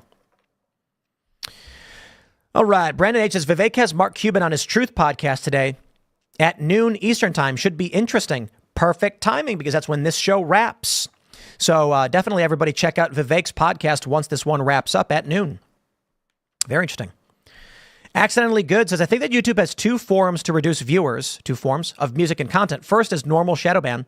Second is annoyance. When I'm not in the mood for Tom McDonald, I have to triple skip his songs. Yeah, saturation may be a strategy there. All right, let's see. I got a message here. What is this? All right. Sweet. We got good news. Let's see what's going on. Good news. Good things happen all around. We got some big news happening in skateboarding. I want to give a shout out to all of the toxic haters out there in skateboarding who don't understand skateboarding. I love this. This guy trying to start beef and drama. This guy Weasel, we call him. Weasel, that's what they call him. At least that's what I'm told. They call the guy Weasel, gifted hater. Apparently, he's like desperately trying to come out to our skate park, but just keeps ragging. Nah, we're not interested. We got big friends in the industry who are interested in expanding skateboarding and building up the culture. You know, me personally, I actually was a contractor working at the X Games with one of the organizations back in 2010. I was there in 2005 with my friend. So long history there. Sorry, buddy. Look, man, I want to say this too about the whole skateboarding thing. What's going on with this controversy just before we get into the last segment. I can certainly empathize with the guy who never made it, who tried his hardest, and this is who he is, okay? He tried his hardest, he put out a video part, he went nowhere. Instead of just accepting that not everybody makes it in pro sports, he decided to make a YouTube channel where he just is mean to everybody. He decided to be the definition of sour grapes. The idea that we'd invite someone like that to be a part of what we're doing, bro, you got to turn it around. You got to make good, positive stuff. You've got to encourage people to skate. Stop ragging on people. Stop being so mean and nasty. Stop attacking those who are trying to do their best. And maybe then you'll be welcomed into the fold. But I tell you this, it's sour grapes. The dude, he says enough, he does enough to get an audience, and that's his talent. And with respect, takes talent to do. Certainly not a skateboarding talent. It's just being a mean guy. And we don't want that here. We got millions of dollars to invest in skateboarding, okay? Doing events. We've got pledges from new companies. So I'll give a shout out in that regard that when this guy comes on his show and starts screaming and ranting, maybe I'll do an update video on it or something on youtube.com/Timcast for cultural stuff. I just got a text from one of the biggest names in skateboarding right now because of this guy's hatred. And they hate him. They hate this guy. Gifted hater. That's his YouTube channel. Check him out. I mean, by all means, I don't care if you guys watch him. They're saying like, haha, you're giving a platform. That's fine. But the industry despises this guy. And I wish that somebody who could actually generate influence in the industry did it in a positive way that encouraged skateboarding. By all means, be a scumbag. All it's doing is boosting our follower count. I'm getting hit up left and right by skate companies because everybody hates this guy. And then the dregs of the internet are like, haha, he's so great. Yeah, but it doesn't matter. Because all that means is now we got more pledges for our private park, for our public park. Do your thing, man. Anyway, let's get to the news. We got this one from Bounding into Comics. Twitch streamer Kai Cenat says he's rejected multiple stream requests from Kamala Harris, her presidential campaign, saying, I don't give an F. This is creepy stuff. I don't see Trump doing this. He may be, but I don't know that he is. No one's complaining about it. I've not had anyone from the Trump campaign offer us any money. And I'm kind of like, hey, why not? You know, what if the Trump campaign came out and said, hey, why don't you guys post pro-Trump stuff and we'll pay you? I wouldn't take it. But I'm just saying, Trump ain't seemingly doing this, I guess. But I also point out, too, for Timcast shows, like for this one and for IRL, never accept money for appearances. I can't tell you how many times we've gotten people offering to give us money. Hey, we'd like to sponsor the show. And I said, great. Here's our ad rates for a sponsor read. We rarely do them. So the only available dates will be like this. And for that, it's a premium. And they go, great. Here's what we want. We come on the show as the guest and they go, have a nice day. Never happening. We will never accept money for a guest slot on Timcast IRL. Never going to happen. Now, many streamers on the left would gladly take the money from the likes of the Kamala Harris campaign, and they'll justify it. They'll say, but I like Kamala Harris. I wanted to win. So it's win-win. I'll tell you what I'll do. YouTube can automatically put ads on this channel for Kamala Harris. I welcome them to do it because the people watching these videos ain't going to be swayed to Kamala Harris, and then they're going to watch me rag on her all the same. I welcome the debate, and thanks for the money. Here's the story. Massively popular Twitch streamer Kai Cenat has claimed to have received multiple stream requests from Kamala Harris's presidential campaign, all of which he supposedly rejected because he does not give an F about politics. Cenat revealed the Harris campaign's apparent interest in partnering with him during an August 6th live stream, which for reference purposes was titled Bought a New House, House Tour, Click Here, Elite Gamer, Biggest Dwarf Athlete. Therein, per a montage of clips taken from live stream, which as of writing is still currently in progress, and assembled by the internet content aggregator Fearbuck, the streamer emits an angry outburst revealed. On top of that, I got the effing Secret Service calling me 5 times. I don't know GD-ish about politics. I don't know nothing. Yeah, hey, I'm going to keep it a stack, he added. I'm going to go ahead and say it. I don't give an F, okay? Providing further details on the widespread effort to use a celebrity to try and grift votes of younger Americans, Cenat further detailed, listen, I had a bad B that I had been trying to get on for the last 2 years. I haven't spoken to in like a year. I haven't spoken to this girl in so GD long. And she had the audacity to text me, we need you a part of the campaign. At first, I thought she was talking about a game, a video game, like a modern warfare game or some ish.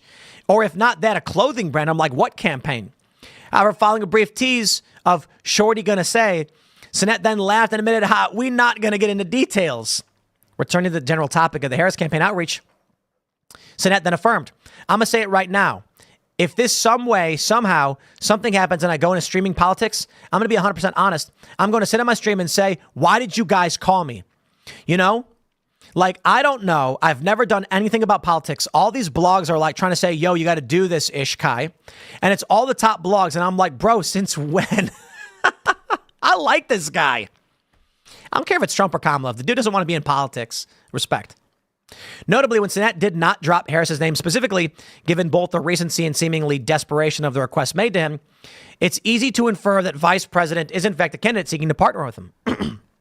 Interestingly, Cenat's revelation regarding the Harris campaign's apparent attempt to reach younger voters by collaborating with a popular internet personality comes just one day after streamer Aiden Ross hosted former President Trump for an interview, which notably saw Ross give Trump both a Rolex day-date watch, about $40K minimum, and a Cybertruck, minimum $80K, on his own personal channel. Well, I'll stress this. Did Kai Cenat say that it was Kamala Harris specifically? Because they keep saying this. I mean, this is the report that it's Kamala Harris specifically. We have this fans demand sleepover stream with Kamala to counter Aiden's MAGA Fest. This is why everybody's saying it was Kamala, because TMZ reported this. Kai Cenat petitioned to interview Kamala Harris after Aiden Ross. Fans apparently, now Kamala Harris has no choice but to do a stream with Kai Cenat. This is likely why he got a message from a girl, and likely why, I think it's fair to say it was Kamala, because he's getting just hit up by all these people. Well, here you go. This was also reported last night. Democrats turn to influencers to help share their message on social media. As social media feeds have become key battlegrounds in the race for the White House, Democrats are deploying a fleet of influencers to try to win over voters online. Awa Saneh made a name for herself for beauty tips on TikTok when the 23-year-old posted a video of her White House bathroom break. 500,000 followers took notice. I was just shocked. I was like, did you see that marble? Saneh, or Saneh, how you pronounce it, was one of a few dozen social media influencers who were invited to the White House to watch the State of the Union address and meet President Biden.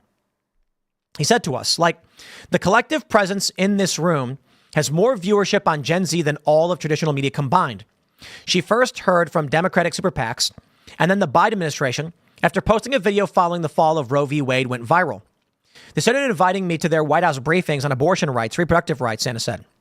On the right, TPUSA has mobilized influencers for years, raising nearly $200 million since 2020. To be fair, TPUSA is independent, though, but they're pro-Trump for sure. Now, Democratic organizations are flooding the creator community with cash and providing behind-the-scenes access. We just have to be working with them. And if not, we're missing a huge way that voters are getting information about the world, said Rob Flaherty, who ran digital strategy in the Biden White House and now for the presidential campaign of Vice President Kamala Harris. He called the highly memeable Harris, not in a good way, dude, a massive asset as the campaign reached out to thousands of influencers. Here's a thought for you guys. Did you see that New York mag of Kamala on the coconut? I'm going to pull that one up. Kamala coconut and coconut tree meme. Where's the it was New York Magazine, wasn't it? It's not popping up. There we go. Is this the oh man. I can't believe they made this. Are they really now? Is it really? They're making it hard to find this. Let's do this. Let's do x.com. Why is everyone talk coconut tree magazine cover? They're really trying to make it hard to find this. This is wild. I got you though. I got you. Let me tell you something. New York Mag putting Kamala Harris on a giant coconut. Everybody started posting a dung beetle on a giant piece of dung. Did you notice they made her head really big? I'm just wondering why they made her head really big. You want to talk about memeable? Just here's what you do. Anytime there's a video clip or picture of Kamala, Photoshop her head to be slightly bigger, just a little bit bigger. So it's noticeably large compared to her body, but you don't really notice completely. Just make her head a little bit big. That's what the New York Magazine did. It's clearly not her body. They photoshopped her head onto this body, but they made her head really big. It's very strange. Also, I love the anger and dancing down by the Democrats on the bottom. I don't know. It's very silly. You want to call that memeable? I call that memeable.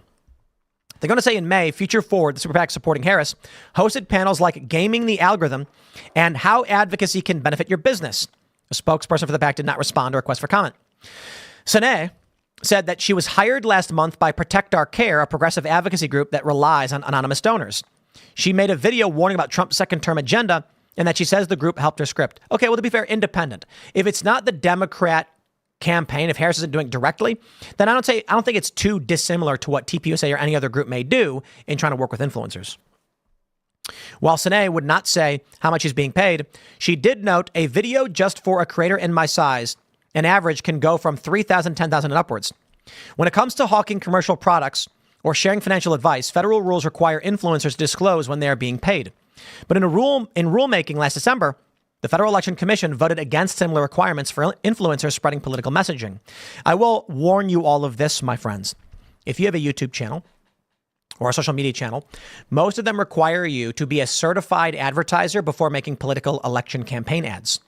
So when we're running a single ad for Timcast IRL, because I included the list of episodes, which said the word Trump, they said you can't run the ad.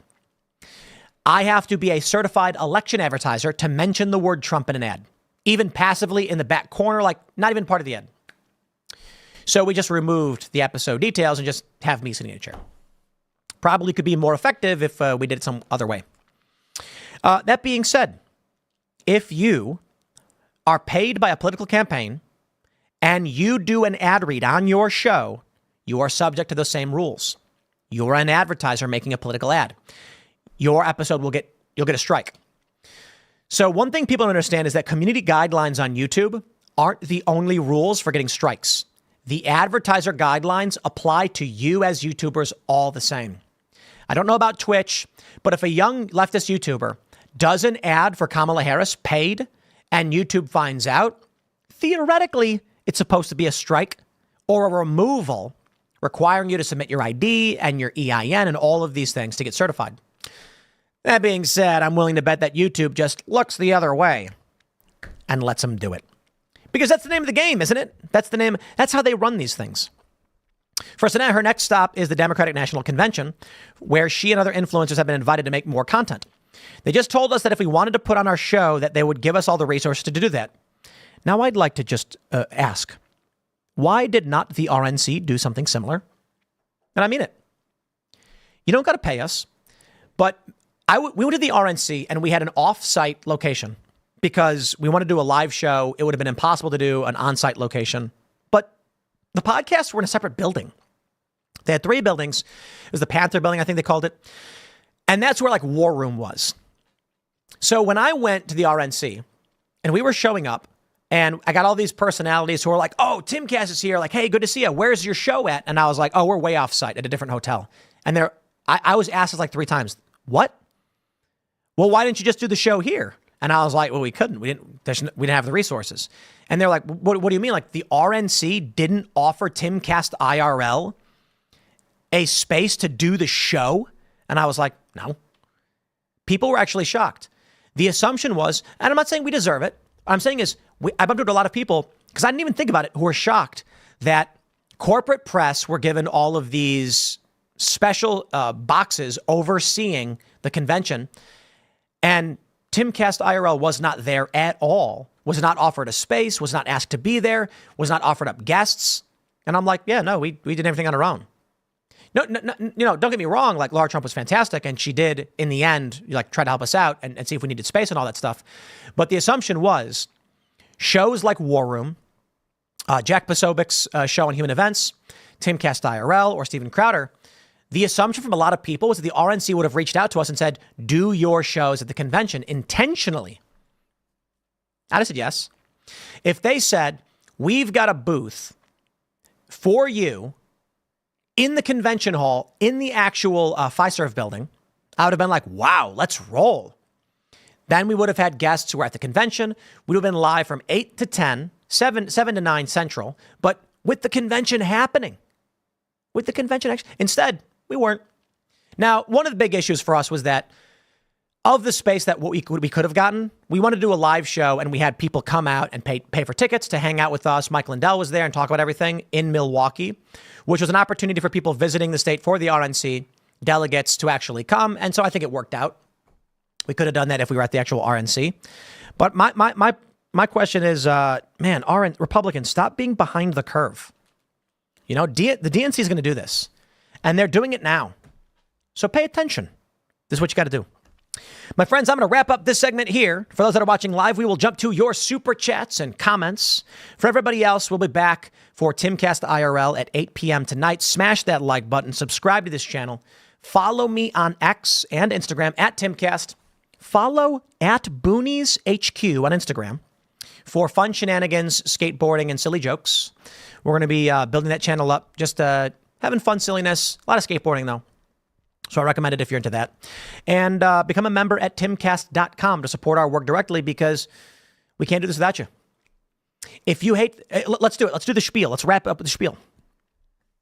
My friends, we are facing smear merchants, deceivers, and manipulators in the corporate press every single day, and their lackeys who are democratically aligned media personalities who lie to win political power.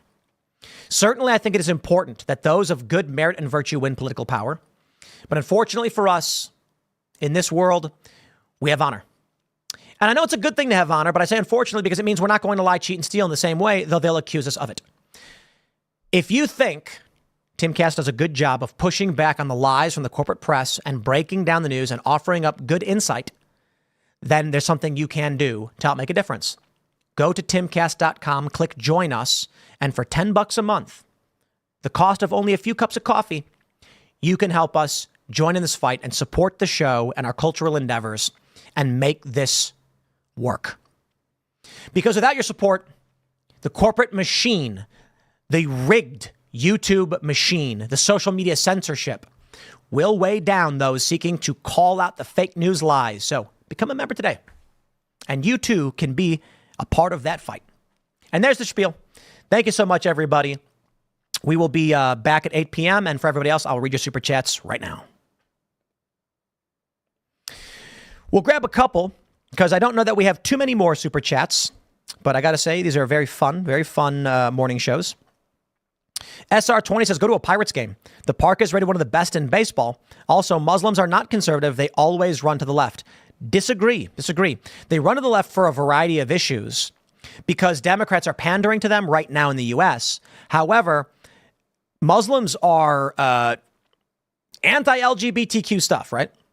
So, maybe there's a different way to describe it. Patrick says, I work around the fishing industry. I'm seeing a lot more people out illegally fishing to make ends meet. Interesting. Dragon Lady says, I got called weird yesterday during a political debate on Facebook. My response, thank you for the compliment. How are they going to be like being weird is bad? I just say, okay. Like, I really do think confusion and exasperation is the proper counter. If I was debating someone, or if I was having a conversation and they were like, yeah, but you guys are so weird, I'd go, okay. All I want to know is how we get gas prices down and get wages up. If you guys are so concerned about people being like weird or whatever, like, sure, vote for that. I just want cheaper prices for everybody and better wages. Imagine a political debate where you get like Tim Walz being like, J.D. Vance is weird. He's a weird guy. And then J.D. Vance is like, sure. I mean, for everybody out there, if you'd like to vote for a candidate because you're concerned about weirdness, he's your man. My concern, how do we make it more affordable for you to buy a house, to pay your bills, to send your kids to school? How do we make it so that your wages can go up, that inflation can go down? Vote for me if that's what you want. If you think that's weird, he's your guy. And maybe that does work with a lot of people, I guess. Bass player says, so TLDR on golf handicaps, it's your average score of your last 3 rounds based on the formula that factors in slope, rating, and par for the course. So a golfer who has an 8 handicap has an average score of 8 over par. Thank you for that breakdown, good sir. For a lot of people who don't know. Blave Kaiser says, Tim, you missed one thing about why we call it Summer of Love. Seattle Mayor Jenny Durkin called her city Burning and the Chop a Summer of Love. Yes, indeed. That's where the name originated from. And so everyone started, just like with Let's Go Brandon. I love Let's Go Brandon. Because they were saying F Joe Biden, and she's like, wow, they're yelling, Let's Go Brandon. Let's go Brandon. All right. Davey Boy says, what's the Vegas betting odds over under for VP Kamala Harris? Kamala? Is that what they're saying? I don't know. For not certifying the 2024 general election on January 6, 2025. I bet she won't if Trump wins. We got a regular chat. Ridge Sear says, Tim is definitely 1,000%. It's 1,000% true. YouTube is making it difficult to find your page.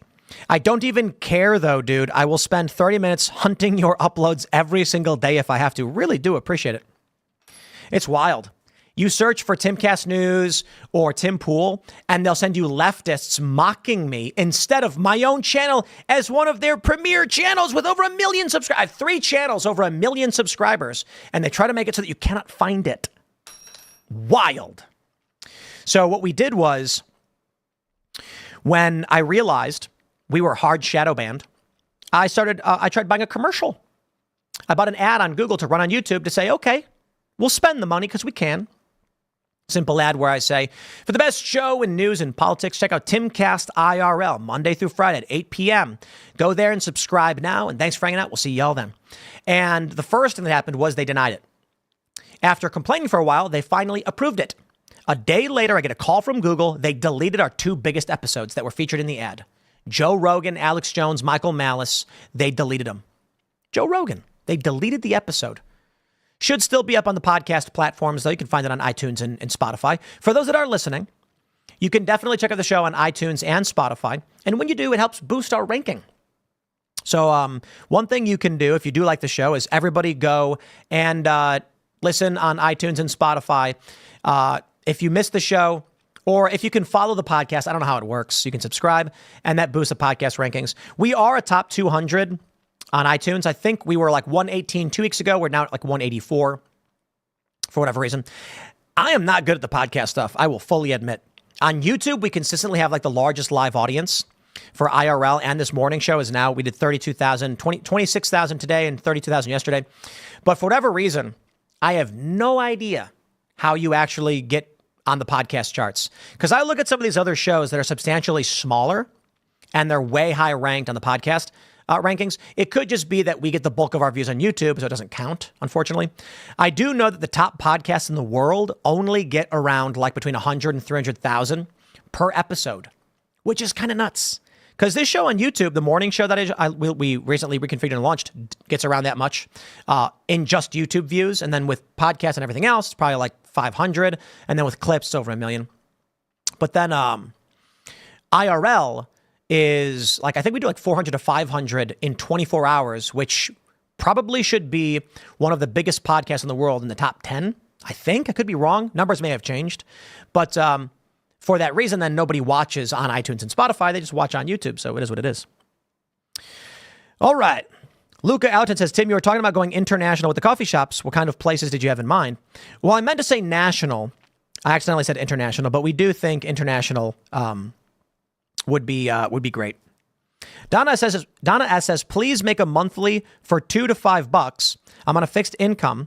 Could help that way. I'm good with no special privileges. I'm 65, by the way. Watch every day. I really do appreciate it. I appreciate the $10 super chat. And I will be completely honest with why we don't have lower tiers. So, I mean, here's the sad reality. Consider this. There are some people who can't afford $10 a month. They would do 2, they would do 5. There are some people who can afford 100, but only do 10. This is the reality. You've got to find the happy medium, because if we were to open up a $5 membership, we would get a massive influx of new members.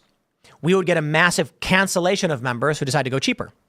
We could create something like a cheaper membership that allows you, like you get 3 shows per month at $2. The problem is the people who can afford more but want to pay the minimum versus the people who can't afford the minimum and would consider paying less ultimately results in a net negative on the memberships.